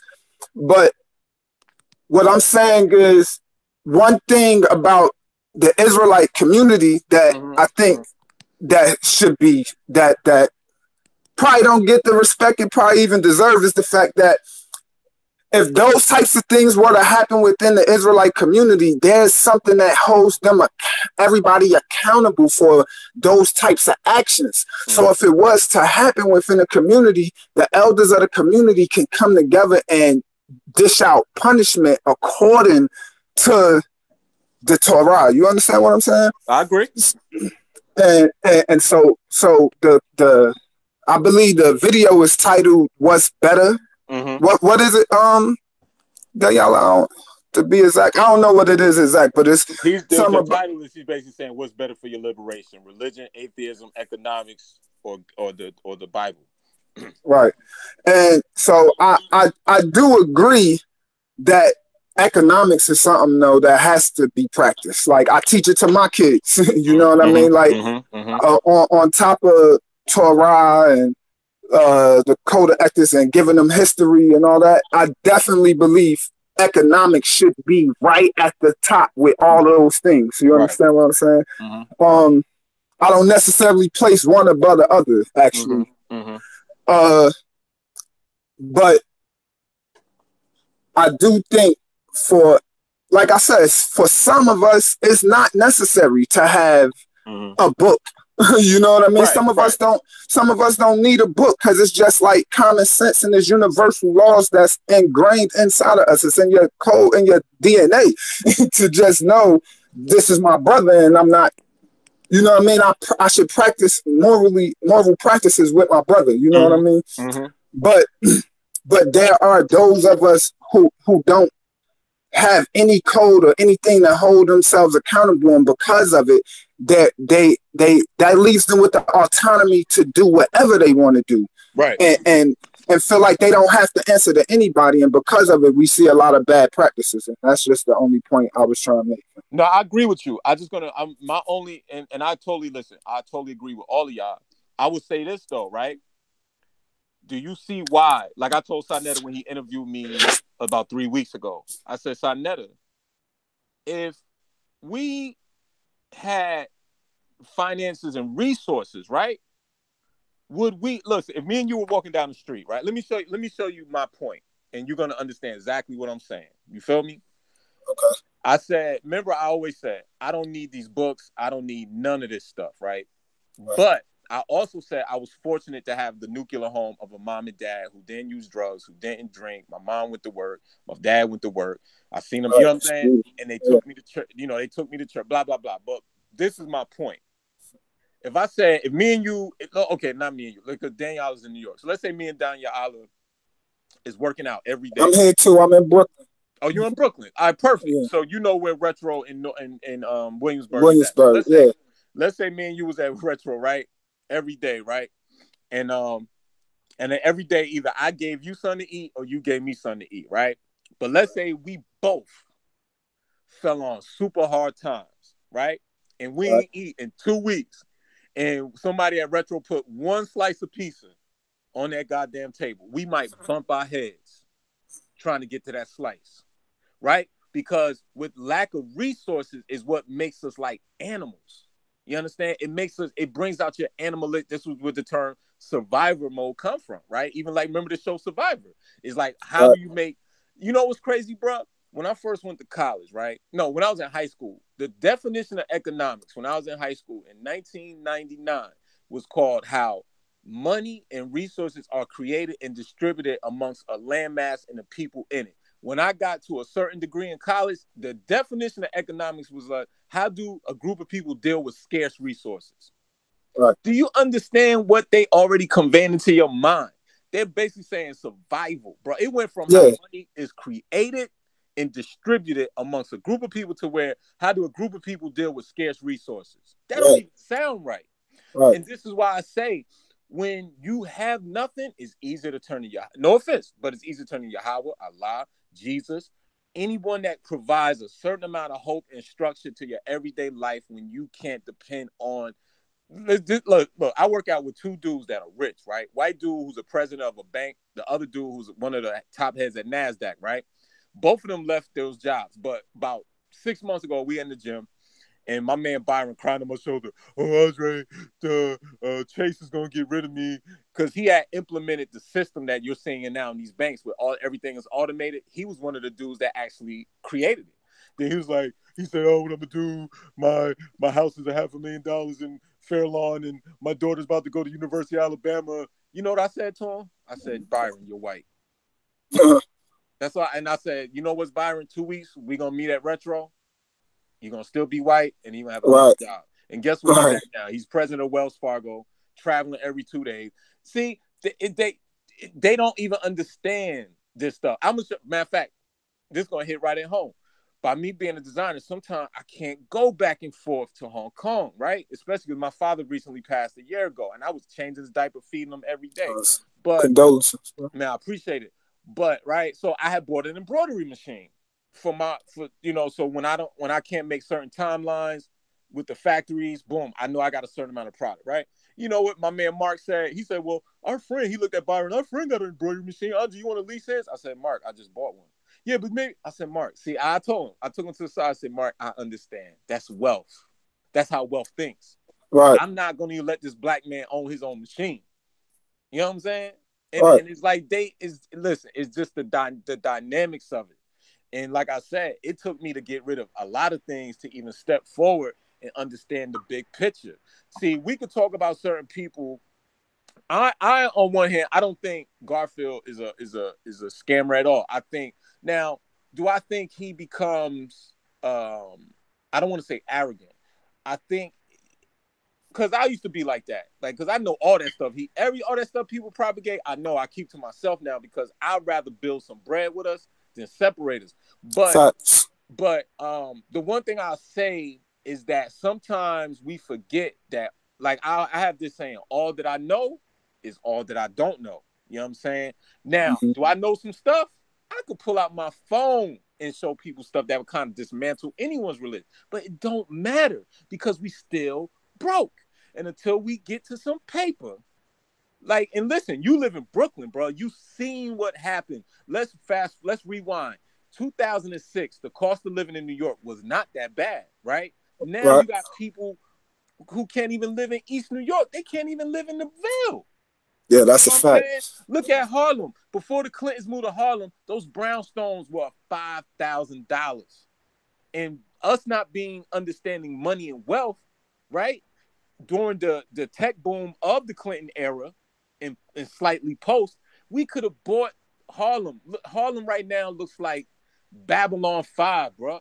And it's crazy because it's almost like when you're walking up and down the street of Harlem, it's like you watching a high definition TV and a black and white TV at the same time. Obviously, we the ones that's in black and white because you see the white people walk up down the street with a dog and they're laughing, and then you see women our mama age just looking like, how are we gonna make it to the night? You know what I'm saying? It's right in front of your face. It's really right in front of your face, bro. And it's like, indeed, and that's why I'm. No one, listen, like you say, that argument really can't. That's why I did the shirt, because what happened was, in the Bible says the meek shall inherit the earth. I did this crew neck that said the rich shall inherit the earth. And when it sold out in all the stores nationwide, I said, I'm going to hit these niggas with God is good. And listen, I've had every demographic, people of religion, people of non-religion, they came to me and said, you're right. But I respect everybody's POV. I respect everyone's POV. But how can I help Danyaahla get his hat business off the ground? How can I help you, Yusef, do what you want to do, and vice versa? You know what I'm saying? Right. And I'm all for that again. Like I said, Go ahead. Yeah, like I said, I don't disagree with none of the points you made as far as practicing economics. I'm with it. As a matter of fact, I'm interested in practicing economics with you. I hear you telling about the shirts. I'm unfamiliar with the shirts. I was until this conversation. So I definitely want to check out your stuff. But again, though, like I said, my point is just there are a lot of good practices that come from that Torah that could liberate the people, and even to refer back to your analogy of if we was working out and somebody left one slice of pizza after we've been starving for 2 weeks. Right. See, because of the foundation that I stand on, I would split the slice with you. So let me ask. So you think with your mind, if you haven't ate, because this is what I always say, if we did eat, I would split the slice with you, right? Right, and I believe you. Right. But in 2-3 weeks, and you are starving, you understand where I'm coming from? It's hard, bro. Because I don't think I ain't never saying it's easy. I ain't gonna say it's easy. And before I even came to be the person I am now, I'm still young. Like I'm just 30, you know what I'm saying? So I'm fresh off of being out in the street thugging. You know what I'm saying? So you know the mentality. Right. I definitely know the mentality. And what I'm saying is now that you know, I always had certain principles, but I probably didn't practice them as consistently as I should, right? And now that I do have, or I base my foundation in Torah now, like I said, it's something that holds me accountable a little more than I would have held myself accountable in times past. Right. And like one thing, like for example, one thing that Torah has is a gleaning principle. I don't know if you're familiar with gleaning, but I'm definitely I mean, yeah, you are, because you actually mentioned something about like a situation that is an example of gleaning of, like, if you got a harvest and my fruit falls from the tree, I can go pick the fruits off the tree, but the stuff that fall and touch the ground, I gotta leave it for the needy to come and pick up and eat from. I'm not allowed to take that. You know what I'm saying? So, but that's just one of the many examples and principles of not just economics, but brotherly love too. You know what I'm saying? That the Torah teaches, and that was just my point, because we was just saying what the topic was, what's best for our liberation. So I'm gonna always have to, you know, bring out those and highlight those things about the Torah, because it's what helped liberate me. So that's all. That's why man. Hey, Listen, let me if it makes you a better man, to anyone in the chat, or you know, whatever it makes you a better man, I'm all for. You feel me? I'm just not for being broke. All right, Yeah. let me jump in real quick. Two things. Number one, I want to say on record, I've already said it, I'll say on record again, I have never ever accused Garfield of being a scammer. I don't believe that he's a scammer. I believe for the most part he does good business, I should say. And sometimes things fall through the cracks, and things have may fall through the cracks for him, you know, with certain things, and people are using that to say he's a scammer. I don't necessarily believe he's a scammer. Now, when it comes to his information, that's why I'm about to crack him over the head with the information. Way different than me. I don't believe he's a scammer. So I have a question for you, brother Andre, while you're on. Yes, sir. I did a show a couple of months ago, and I was asking the people in this day and time, right? You know, we as Black people, we're trying. We call ourselves trying to build our community, build a nation, right? Right. You need a lot of different talents and things to build a nation. You need people that can do architecture, construction. You need doctors. You need lawyers. You need everything. You know what I'm saying? People that are good with plumbing, and people that are good with electricians. You need midwives. You need nurses. You need everything. So here's my question to you. When I was coming up as a child, because I'm older than you, and I might be older than Yisha more too. I'm not sure. But when I was coming up in high school, if you wasn't interested in going into college, they had trades there. You could take carpentry in high school when I was coming up. You could take automotive in high school when I was coming up, so forth and so on. They've taken those things out of schools now, obviously with all the budget cuts and everything. Yeah. In our community in this day and time, which do you think is more efficient? I know it's on an individual by individual basis, but what do you think is more efficient? Do you think it's more efficient sending our children to these 4-year colleges to go and get degrees, and when they come out of school, they're already like $20,000 in debt and up?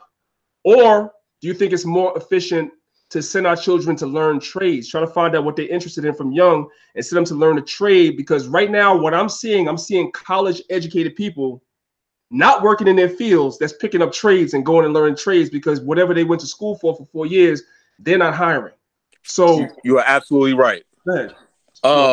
It's basically right now, as Black people, when you're in school, it's indentured servitude unless you get what we call working degrees.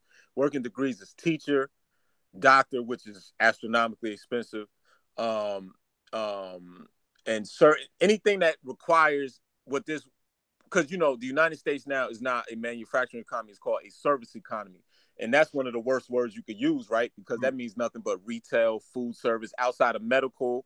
Right. And like in automotive, what is the service economy? But like you said, I went to a technical high school too, where I'm from in Jersey initially, and I took up metal manufacturing or machine shop.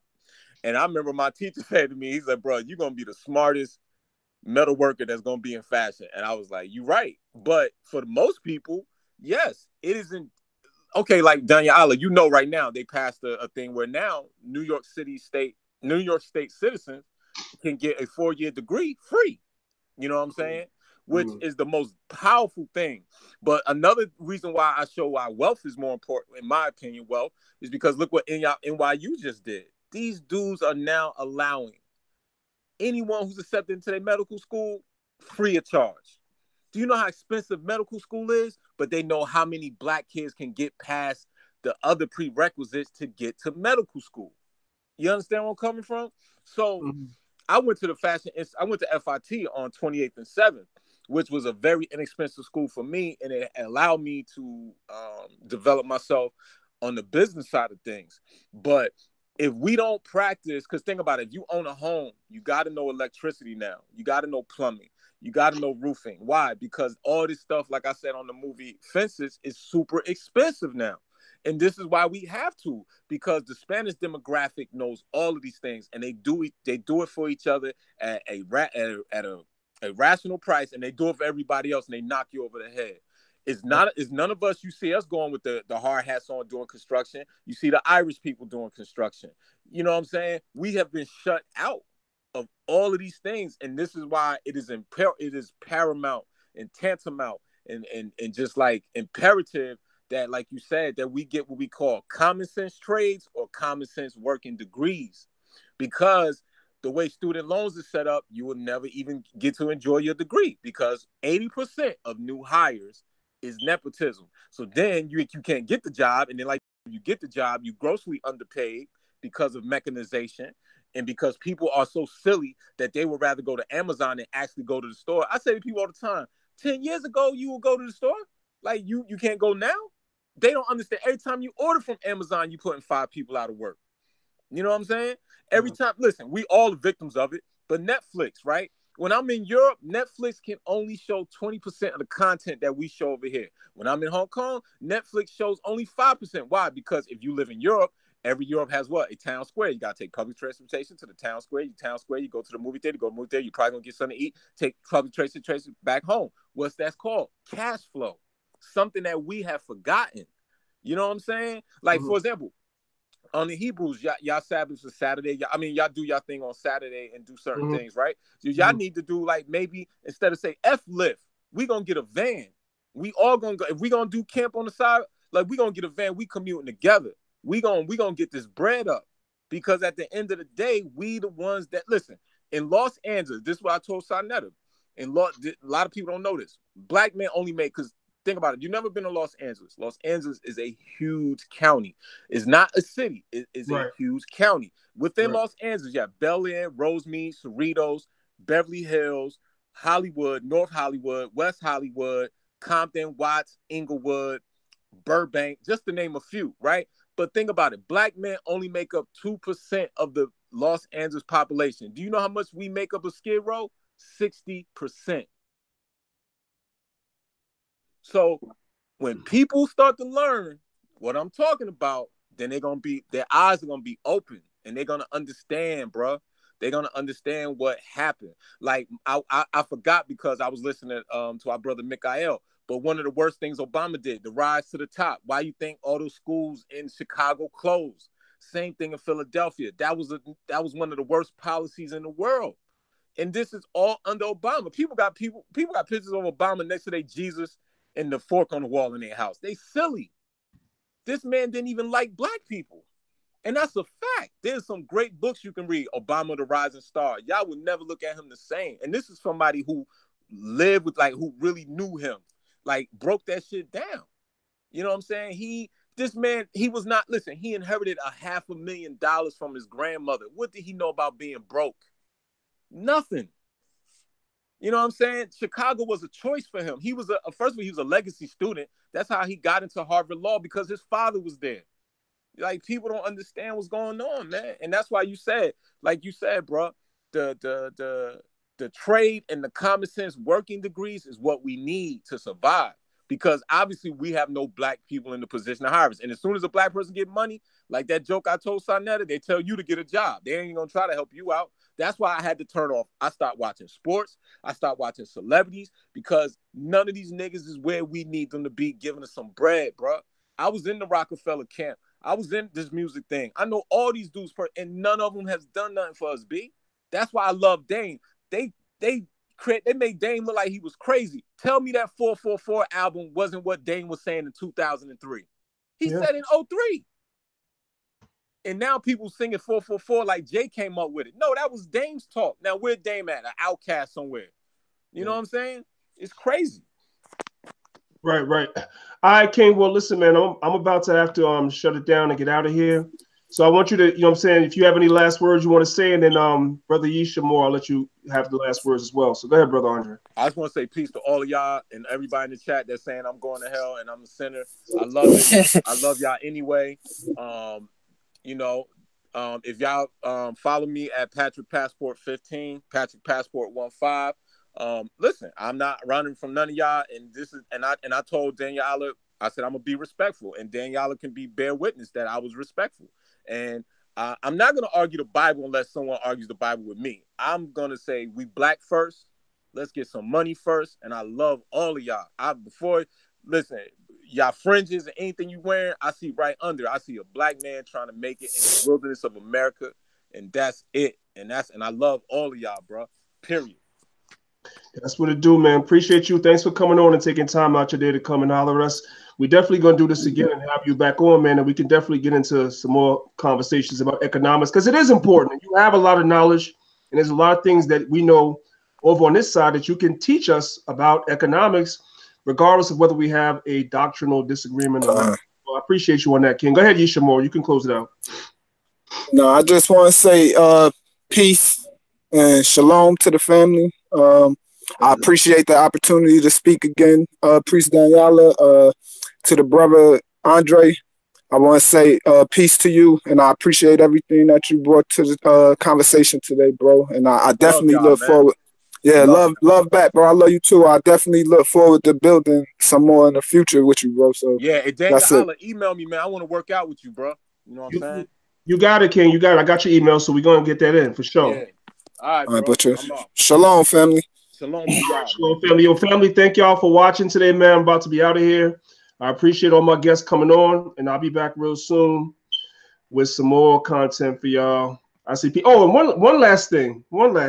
This is not related, but yo, Israel Doctrine, do me a favor, right? Nobody cares about nothing that you're saying. So let me just be real clear with you. Nobody cares about nothing you're saying. I don't come to your channel. I don't know nothing about your titles. You said that my title was similar to your title. I said to you, if that's the case, my bad. And here you are on my comment board talking shit. It's niggas like you, man. It's the fucking problem in Israel. But you talking about brothers need to come together. You acting like a nigga right now. I'm going to tell you straight up and down. You're acting like a nigga right now. Now, you go ahead and go make a 5-hour video on that. That's why I don't fuck with you, man. That's why. You talking about, well, if you don't mess with me, don't take my time. The reason why I don't fuck with you is because you do fuckery. Pardon my language, family, but I got to keep it a buck. You do fuckery.